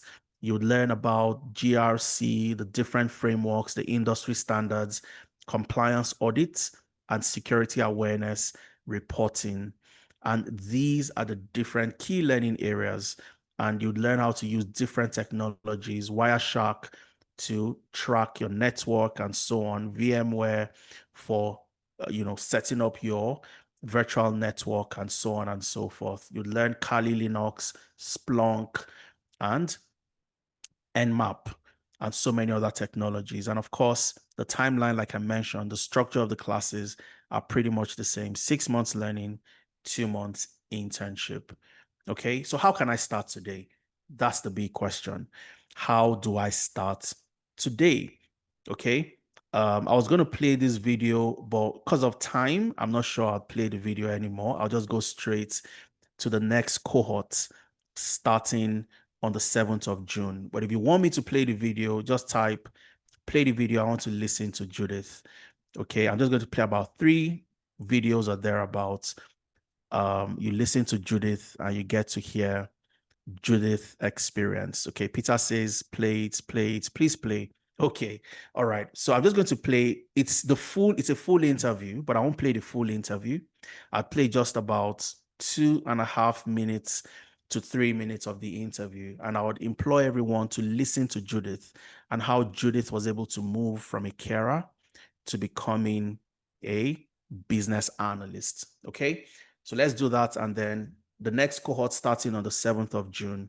How do you join that cohort? How much does it take? And how do you get started? All right. So let's listen to Judith very quickly. So why use Grammarly over ChatGPT? Well, Grammarly offers expert writing suggestions. I think that's a great thing that it doesn't come to mind. Like the fact that, there are people who have been where you have before, there are people who are familiar with migrants, situations and all of that. You're likely to understand them better when they teach. You understand? Yes, and you're freer, able to ask questions, and then the kind of teachers they have in Tenalytics.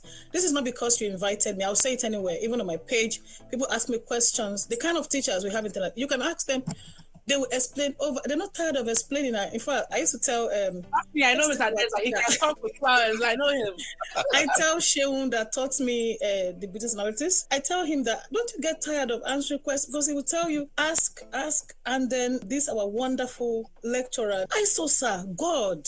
I don't know where you got ISOSA from, but ISOSA is the best. It will tell you ask questions, ask even when you don't want to ask. It will make you find something to ask. And then they're always willing to explain. We can't compare that. I went to school in the UK. I did my master degree there. I can't compare how I can ask the lecturers in Tenalytics questions with how I will ask these foreign lecturers for them to explain. Even I'm currently taking a course, and then honestly, I'm thinking of coming back to my Tenalytics because they're not answering me the questions the way I should have. And then when I was about to finish my training with Tenalytics, we had projects. That project helped me understand the course a lot. It's trained me. I was even crying. I told her, I was like, why you put pressuring us? That pressure really helped me. That in this job now, I'm about to take a higher role. Yeah, I'm about to take a higher role because within a few months, my boss was like, oh, I see you're very good. I said, yes. I got my training with Tenalytics and they're very good. And then from my workplace, people are asking me for contact. I keep giving contact for Tenalytics because the truth is I had the best experience. I've had trainings and I love trainings because I love to study. That's just who I am. Yeah. I love to study a lot. I've taken a lot of training, and I know the difference when you take a training that gives you understanding and the one you just want to do because you just have to do it and you can't ask questions. They're not free because whether we like it or not, we are still Black and we know how these countries we are in, we know how they are, how they behave. So it's best to learn from the best, and no doubt Tenalytics is the best. Of course, you didn't pay me to come out. I know what I'm saying. Even my classmates that we went to school together in the UK, most of them are asking me. I've referred about 25 of them to Tenalytics. I just give them the Instagram page. I say, go and check. That's where I learned from. And they're very good. Wow. I do that. I saw the expression and the emotion on your face when you were trying to remember that ISOSA's name. Yes. Yeah. And that shows how much you enjoy and then you like what you learned at Tenalytics and how much Tenalytics has been of help to you. You don't even have to say anymore. Your final advice. And I'm actually willing to help some of those who have finished from Tenalytics that are trying to get my kind of job because my kind of job. So because the way it's done where I work, if I send a referral with my work email to my boss. If you ever wanted to get paid for your expertise instead of getting paid for your time, then listen up. I've created a 5-step process that then it carries more weight faster. Yeah. That's true. And I can. Why not? Tenalytics is part of me, seriously, because the platform changed my life. A kind of job I've been trying to get and I couldn't for a very long time. I just shabbily had that training because I met someone and she was like, oh, you can do this. And I encouraged myself, being a migrant abroad with 3 children, running about with domiciliary job. It wasn't easy. But now I see my kids every day. I'm okay. I can even put myself on hold and go and pick them, It's being a US company, I can only imagine the salary. But okay, so I'm not going to, because of time, we're not going to go through every single thing. It's a long video. I would want you to listen. Judith is in the UK, but she works for a company in the US. All right. She got a job working remotely. She works fully remote, 100% remote, working for the company in the US. She joined our business analysis program, completed our program in March last year. And by July last year, she landed that job. And that's Judith. It's a 22 minutes video. We can't play this right here on the call, but our advice, listen to Judith. She had very good things and advice to tell people. She was a carer in the UK, a mom of 3 working as a carer. And you can imagine how tough that would be. But today she's a business analyst doing a fantastic job. And Judith's story is always an inspiration to anybody who wants to also move into or transition into a new job. Our next cohort starts on the 7th of June, 2025. In the next 2 weeks, the new cohort would start.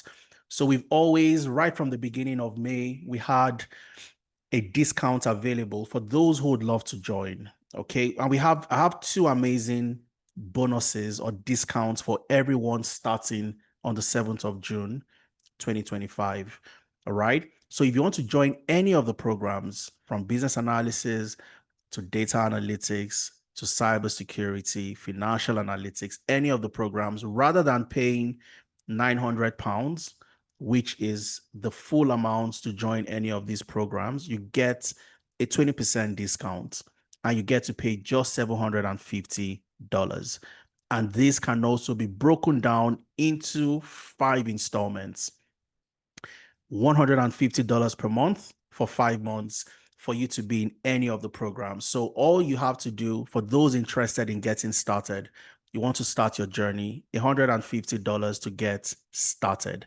And the discount is opened to just the first 20 people to register, not to everyone, just the first 20 people to register. Take advantage of the discount.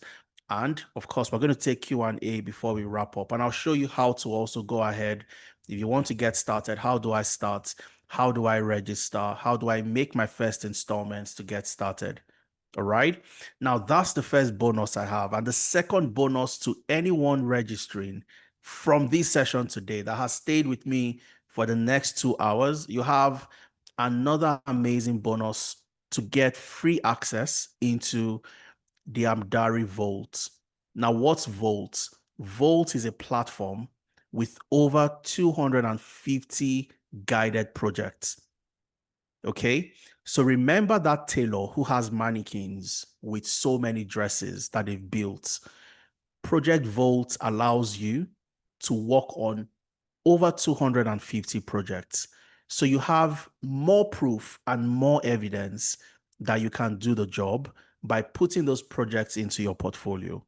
So for those registering from this session between now and the end of tomorrow, within 24 hours, you also would get free access to the Project Vault for 1 month for free. And you can work on different projects in HR, projects in finance, supply chain, projects in cybersecurity as a data scientist, and so on and so forth. So the projects would come in after 3 to 4 months during your program, because you want to learn the skills first of all before you jump on these projects. Okay, but you get free access for 1 month if you pay between today and tomorrow. And also, you have an amazing 20% off for those who will be making payments. And all these discounts and bonuses are available to just the first 20 people. All right. So once we are gone beyond 20, we shut down the discounts and we also shut down the bonuses. So we have limited slots. You want to take advantage of those slots. And for those ready to start, all you have to do, click here. This takes you to the enrollment center, and I'm just going to walk you through that very quickly. Okay, so once you click on the link, it takes you to the enrollment center, and all you have to do is select the program you want to join. Okay, I want to join business analysis, agile project management. Just click on that, and it takes you to where you can go ahead and make payments. Okay, so yeah, so the business analysis, only 10 slots are left available at the moment. So if you want to get into business analysis, you want to do that and be one of the 10 people to take advantage. Once the 10 slots are gone, the discount is also gone. So let's see data analytics, how many slots left. So for those going for data analytics, for example, you have 11 slots left. Okay, so you want to take advantage, be one of the first 11 to get started. So the slots are very limited for the June cohort.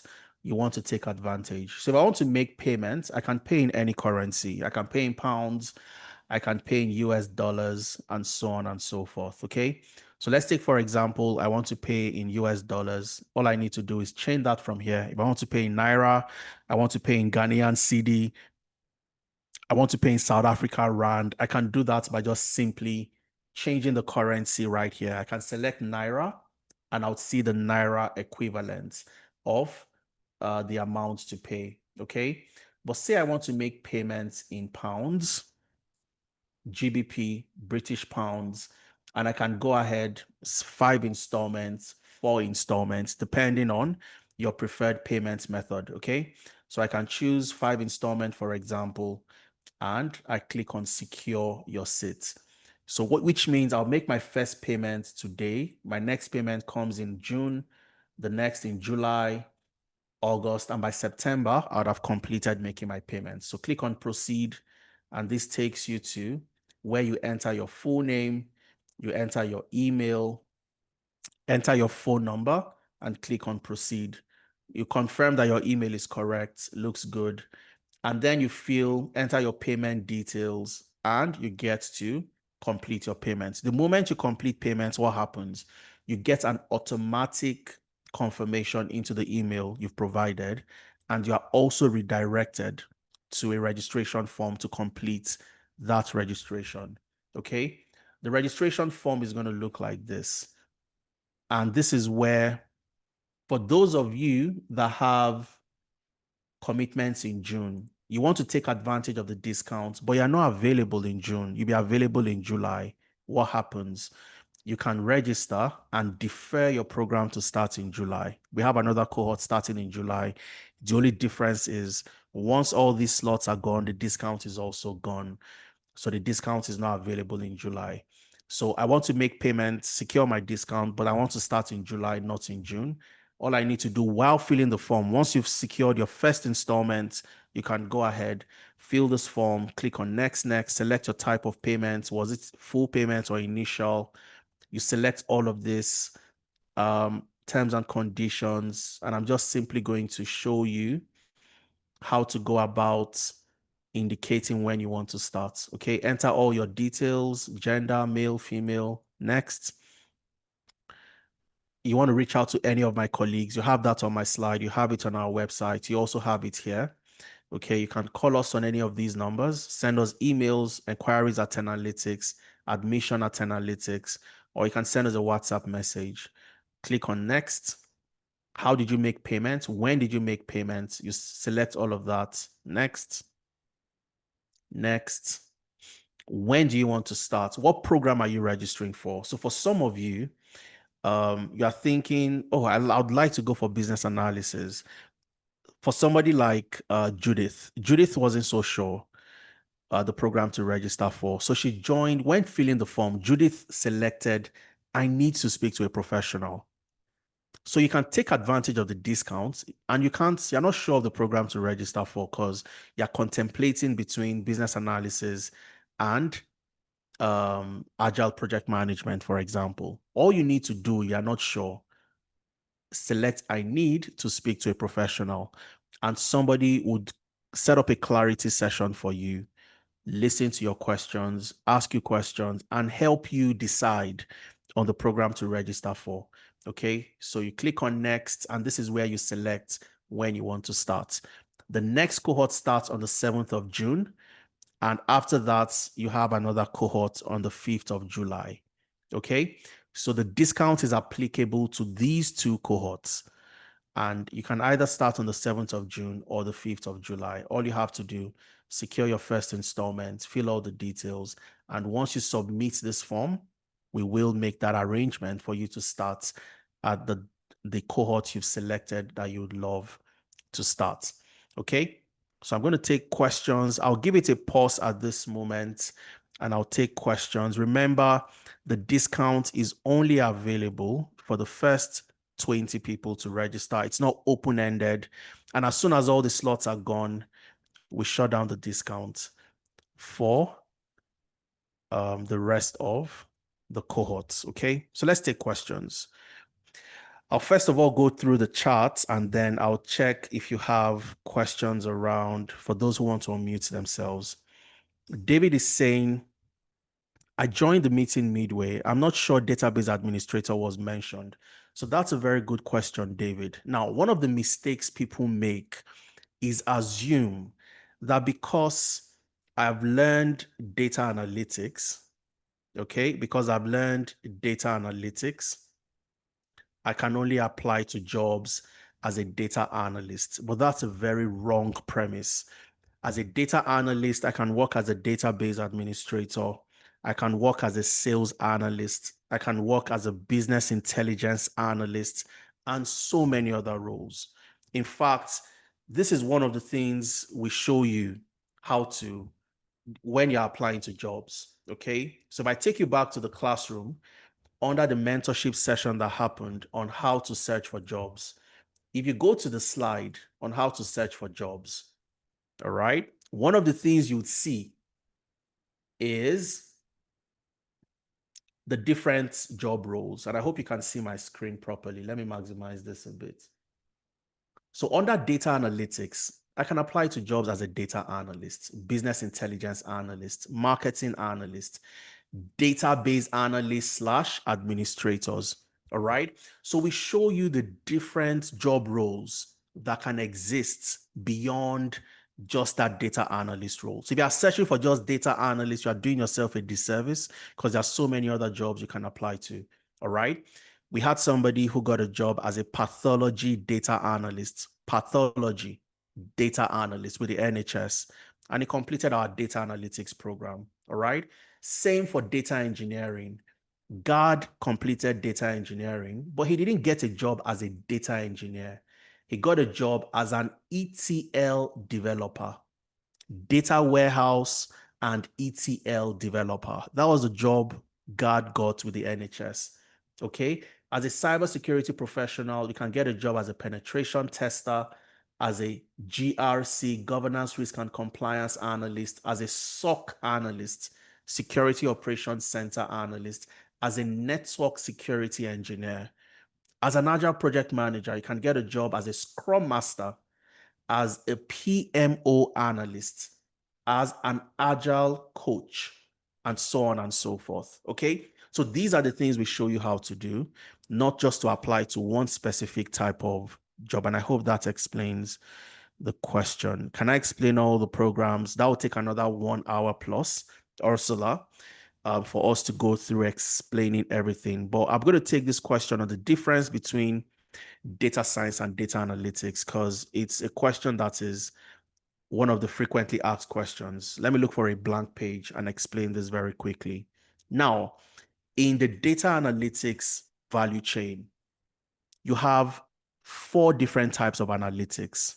Number 1, you have descriptive. Number 2, you have diagnostic. So descriptive analytics, diagnostic analytics, pardon my handwriting. Number 3, you have predictive analytics. And then number 4, you have prescriptive. Okay, I just want you to prescriptive. Just write it down somewhere because I'm going to, erase this shortly. Okay, these are the 4 key phases in the data analytics value chain: descriptive, diagnostic, predictive, and prescriptive. The data analysts would do number 1 and number 2, and I'll explain what they do. Okay, the data analysts would do 1 and 2, descriptive and diagnostic, while the data scientists would do number 1, number 2, and number 3. Okay, now what does this mean? Why does the data scientist add predictive analytics to what they do, and the data analyst would only do descriptive and diagnostic? Okay, so I'm going to explain this very quickly using an illustration. So let's assume that we all work for a company. We all work with Netflix, for example. Okay, we all work with Netflix. Netflix wants to know how many new subscribers did we get in Q1 and Q2. How many new subscribers did we get in Q1 and Q2? What happened between Q1 and Q2? That's the question, essentially. So the data analysts would answer the question of what happened between Q1 and Q2. And when you're answering the question of what happened, you are simply doing what? Descriptive analytics. Descriptive analytics answers the question, what happened? So I'll get the data as a data analyst. I would analyze that data using a tool like Excel or Power BI, and I would have Q1 and I would have Q2. So what happened in Q1? In Q1, we had 1 million new subscribers. Okay, 1 million new subscribers. And in Q2, we had 200K subscribers. This is what happened. I've gotten the data, I've analyzed the data, and I've seen what happened. When you see this, imagine you are the CEO of Netflix and a data analyst presents this to you and say, this is what happened. Q2, 1 million subscribers. Q1, 1 million subscribers. Q2, 200,000 subscribers. What would be your next question? Just type into the chat. What would be your next question when you see this as the CEO of Netflix? I'd like to see, just type into the chat. Let me see what your thoughts are. What would be your next question? Why did it increase? Why did it decrease? Absolutely fantastic. I want to know if this is what happened. Why did it happen? We had 1 million in Q1, and in Q2 we had 200,000. Why the decline? Okay. So I want to answer the second question, which is what? Why did it happen? And when I'm answering the question, why did it happen? I'm moving into what? Diagnostic analytics, which means I'm diving deeper into the data to look for trends, to look for patterns, and find out why what happened actually happened. So as a data analyst, I'm going to answer question number one, what happened? Question number two, why did it happen? So I'd look into the data and look for trends and patterns, events that could have led to this decline. And based on my findings, getting different other type of data to identify what could have happened, why we had this sharp decline, I found out that in Q1 we used influencer marketing, but in Q2 we did not use influencer marketing.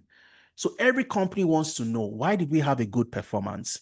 Even if you have a good performance, you want to know, why did we have that good performance? So that all the things we did in that quarter where we had good performance, we can replicate in the subsequent quarters to have sustained or even better performance. And that's the job of the data analyst. You'd find out what happened and why did it happen. So in Q1, we had influencer marketing. We did this, we did that. In Q2, we had a reduction in this, or we didn't do this, and so on. These are the reasons why we had that sharp decline. Now, the data scientist would not stop there. The data scientist would now predict the future. In Q3 and Q4, what is likely going to happen?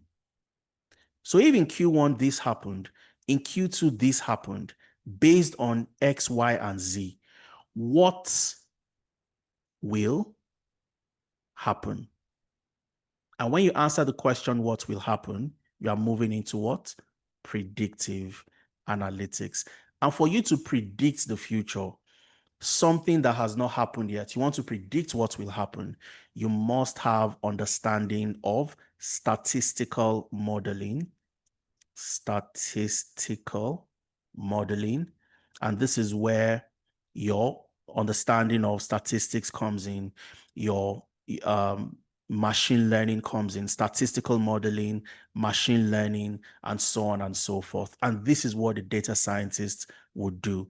So they take it a step further to go into predicting the future compared to the data analyst who would look at what happened and why it happened. So the data scientists can then look into, use statistical modeling, machine learning, different machine learning algorithms in Python to identify that in Q3, based on what happened in Q1 and Q2, if we keep up at this pace, in Q3, we're going to get about 400,000 new subscribers.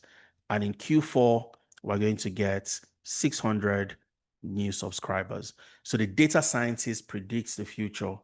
The data analyst will tell you what happened, why did it happen. Okay, so descriptive diagnostic for the data analyst, descriptive diagnostic and predictive for the data scientist. The fourth part, which is prescriptive, that's for the AI engineers and so on and so forth. Okay, I hope I explained that question. I think I took a while explaining, but I hope that helps to explain the difference. Let me take questions from those who have their hands up. Okon, I've asked you to unmute yourself. Please go ahead. Let's hear from you. And so we can start. I'd love to take as many questions as possible before we wrap up. Okay, Okon, I've asked you to unmute yourself. Please All go right, ahead. so good evening. Good evening. This is my second time attending your session. I attended the one on the 10th of May. Though I've paid my initial installment. I'm here in the UK. But you Okay, see, fantastic. the last time I don't think I still asked if this course I'm about taking will help me because of Yes. the issue I still find myself here in the UK. I'm not Okay. actually working, and I had issues with my sponsorship and all that, Okay. and I've been here now. In fact, I have almost like a year plus here in the UK. So this Mm, actually gave me a lot of confidence to actually yeah. click into, because aside health, IT, security, things like this have always been what I wanted to do. But Okay. like you said, I've always been going on solo trainings, maybe on Yeah. YouTube and all that. So I Yeah. just want to know if confidently I can do this and be able to, get out of this situation I find myself, because I just see this as the ultimate. Yeah. I love everything you're presenting, and it just works, and it's more like it came at a point when I've almost given hope on everything here, you know. Yeah. So it's not the first time. I've been listening to you for almost about 4 months now, but I just decided that I think this is just the best time The to best key time in, to start. Yeah. So I just what it's just the assurance to know that this can get me out of where I am and key me Yeah. back into really what I want to do, you know. Yeah. Yeah. Yeah, so that's what I really wanted to know. Yeah. All right. Fantastic. Thanks for joining, Okon. And good that you've registered. I believe you registered for cybersecurity. Is that correct? Yes, cyber security for the Yeah. 7th Absolutely. for next month. Yeah. For next month. Absolutely Yeah. fantastic. So every single thing I've said in terms of the strategy you need to follow, as long as you Okay. follow that, you attend your classes, I can feel from your voice the enthusiasm you have to actually leave your current situation. I can tell you for certain 100% that this would get you a job in the shortest time possible. All right. Yeah, I'm So, out for it. I'm I'm yes. I'm hot for it, man. Yeah, Because I've just been absolutely. following, yeah. I I've can even feel been that watching the absolutely. videos, Yeah. because Priscilla had one. There's this lady, Priscilla had one yesterday also, so I followed Yes. her. So I try to Okay. follow it daily, because I can see now that the informations they're giving here, most of the Yeah. time, you guys are bringing in new things even before we start the training. So I Yes. just need to be fully aware and know where and Yeah. where I position myself and what to do, Yeah. Yep. and thanks to the guidance that you guys are giving us. I mean, Yep. and I Yep. wanted to say again, must I Yes. really wait? Must I really wait till the next payment? Because I have like the next installment. Must I really wait till that time, or I can pay it? And how do I get about it?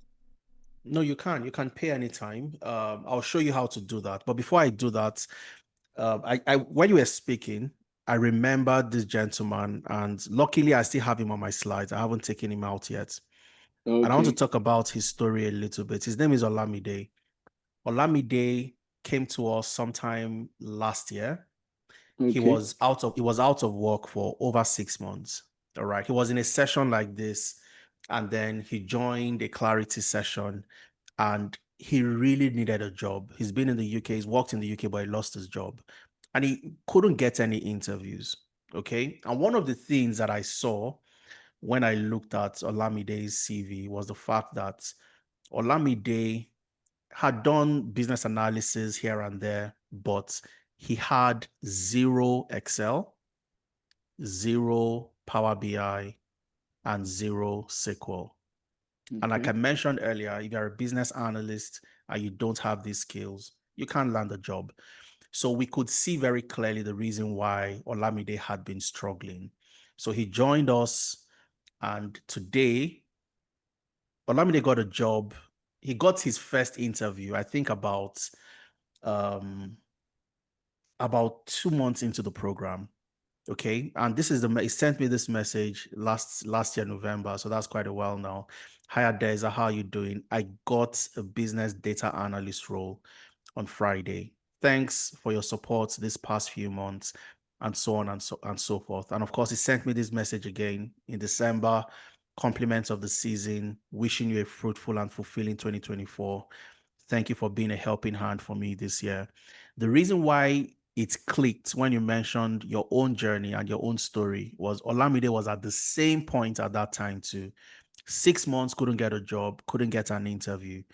And by simply telling him what to do, what to learn, how to apply, I worked with Olamide personally, and he landed this job. He joined us in July, and by October, He had gotten his interview, gotten his offer, and he started that job sometime around November.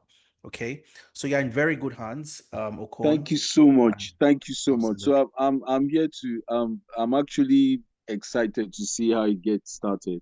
Thank you. Fantastic.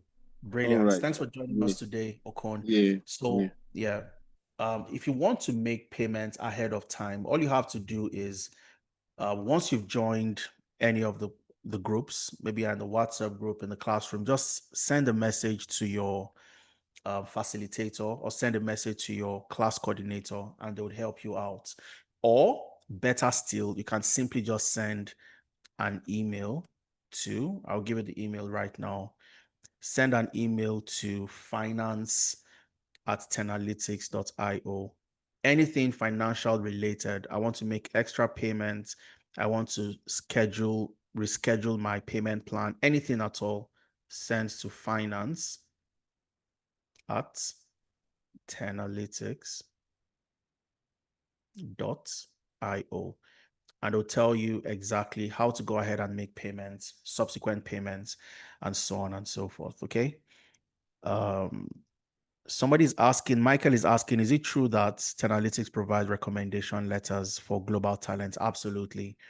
We have quite a number of our students who have gotten the global talent visa, the global promise, and also the global talent as well. So the visa is broken down into two, usually based on experience and years of experience. So the global talent, we provide you with a recommendation because one of the requirements is to provide recommendations from 3 top industry leaders within the tech ecosystem. 3. Okay. So you can't get recommendation from anywhere or from anybody, but you can get from us. All right. We write those recommendations for you, and it's part of the requirements for you to get the endorsement from Tech Nation and go ahead to apply for the global talent visa. Okay. Let me see. We have more questions. I think I'll have to speak to a counselor before registration because my strength is enhancing team. So absolutely, David, if you have specific questions, the only advice I like to give, because there are lots of people that fall under your category, David, they wait until they have that session and then they realize that they've missed out on the discount. Okay. So depending on the program, you talked about managing people. So let's assume that at the end of the day, you decide to go for HR analytics. All right. For the HR analytics program, you have 11 slots left. Okay. So by the time you have that clarity session and the slots are gone, you miss out on the discount essentially. So what I always advise is if you can make the first installment, join the clarity session. If for any reason you feel, oh, after the clarity session, this is not for me, I don't think I'm going to start, you get 100% refund. Okay. I think that's a lot better than you missing out entirely on the discounts. Rather than paying $150 per month, you get to pay a lot higher than that. I don't know if that makes sense to you, David. But let me take question from those who have their hands up. Let me see, Abdul Majid. Okay, we have quite we have quite a lot of people with questions. So I think I'll take questions for the next 6 minutes. So at exactly 10:40, we can wrap up our session today. Okay, Abdul Majid, please go ahead. Let's hear from you. Good evening. Good evening, Abdul Majid. How are you doing today? Where are you joining from? From the UK, Okay, go ahead. Let's hear from you. Scotland. Yep. Yeah, I'm currently on a skilled worker visa, a health and care visa to be precise. Can you say So that again? I'm currently on a skilled worker visa, health Okay, and care visa.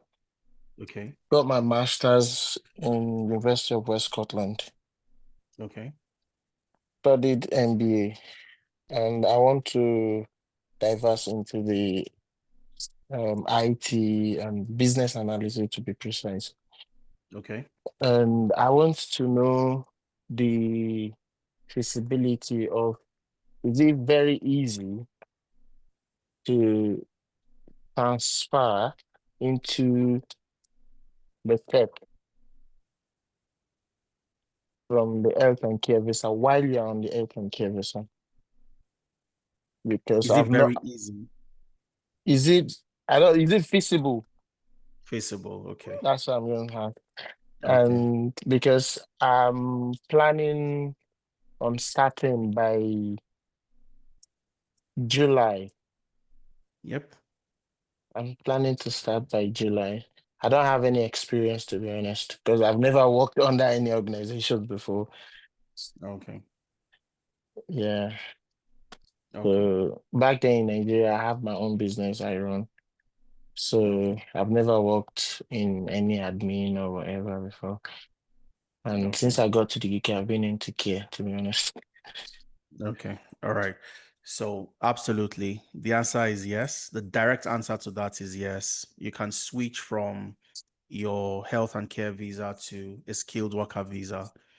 All right. It's allowable for you to switch. Yes, there are specific methods to get into do that.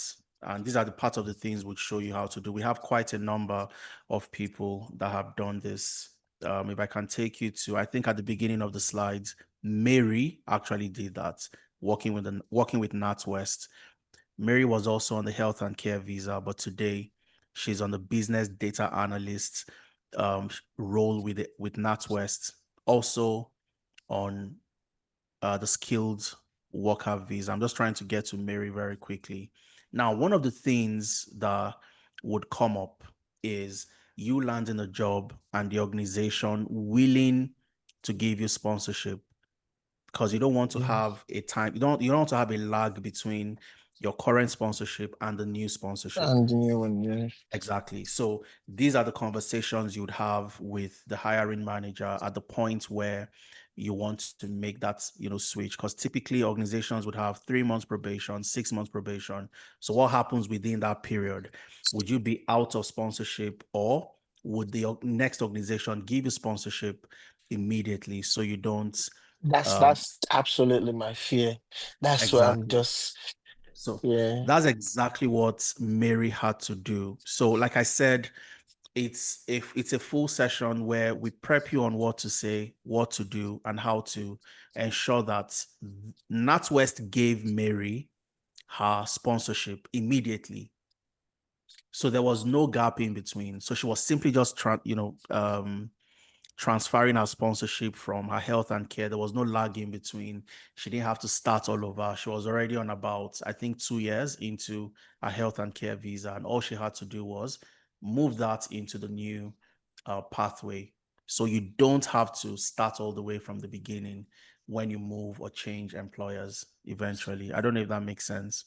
Yeah, because it's one of my friend Waliu that Yes. actually introduced me to Tenalytics. He was on here yesterday to give Okay. testimony about how Tenalytics Oh, really? actually helped him. Yeah. So he Fantastic. referred me. So I've been attending some classes over time now for about 3 weeks. I'm Okay. just keen to start by July. All right, brilliant. Brilliant. 65% of all our students come through referral.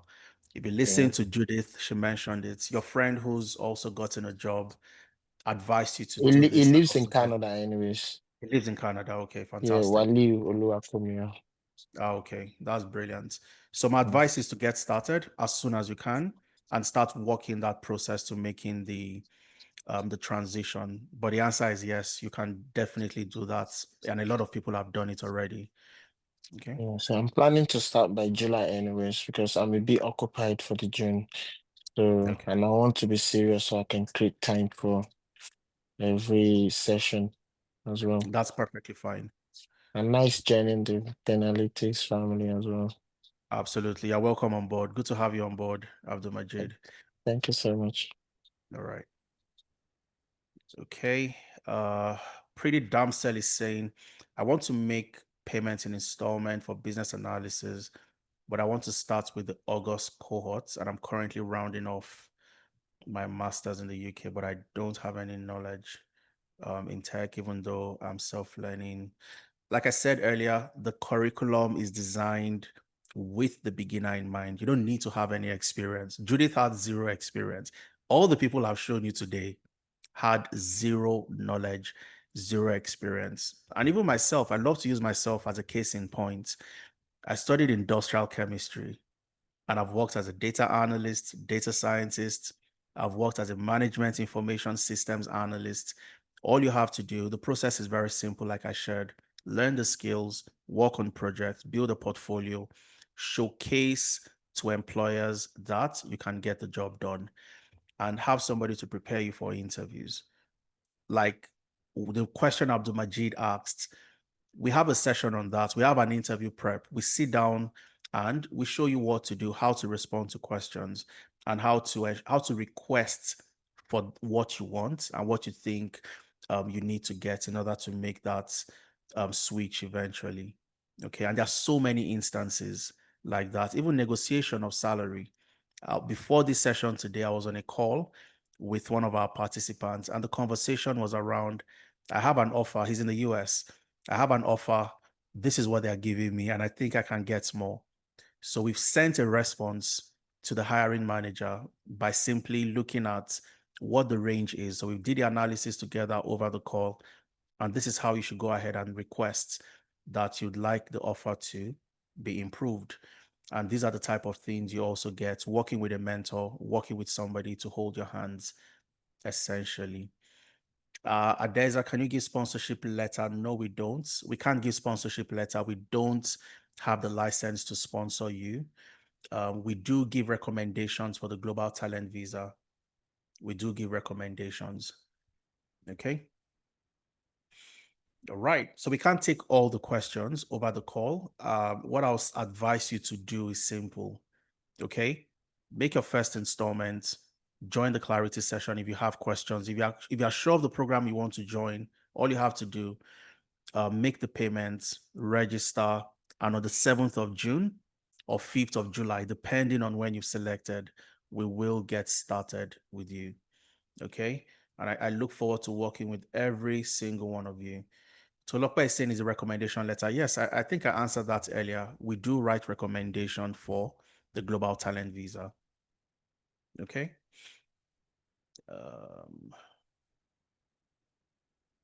If you start, can you take a break due to an exam?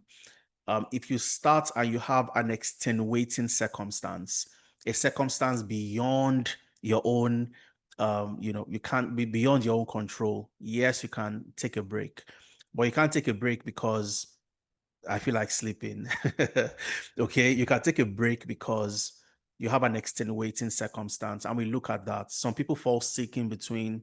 Of course, you can't be in class if you have to be in the hospital. All right, so we move you into a new cohort, and then you continue when you're available to also get started. All right, so that's available. You can start in data analytics and change to a new program in data science, business analysis. You also have the opportunity to do that within a 2 weeks window. So when you start within 2 weeks, I'm in data analytics, but I think I changed my mind. I want to go to data science or I want to go to business analysis. You can also do that as well. Writing an exam would be an extenuating circumstance. Okay. So yes, that would also count for that. You can take a break in between and then complete that exam and you come back to continue. There's a process for deferment. All right. Okay. So we can't take all the questions over the call. We'll stay here for the next 3-4 hours. If you have questions, make sure you join the clarity session. Okay. And then any single question you have, you'd have my colleagues, experts help you address all those questions. Princess is saying, please Adeza, my question is very impossible and I've made payments. Oh, it's very important. Yes, Princess, go ahead and ask your question. Type it into the chat and I'll answer. Okay, if you've made payments already, you have any question whatsoever. Okay, I'm going to show you how to keep in contact, reach out to any of the team members, and they would help you address any issues that you have. From next week, you start receiving your welcome kits.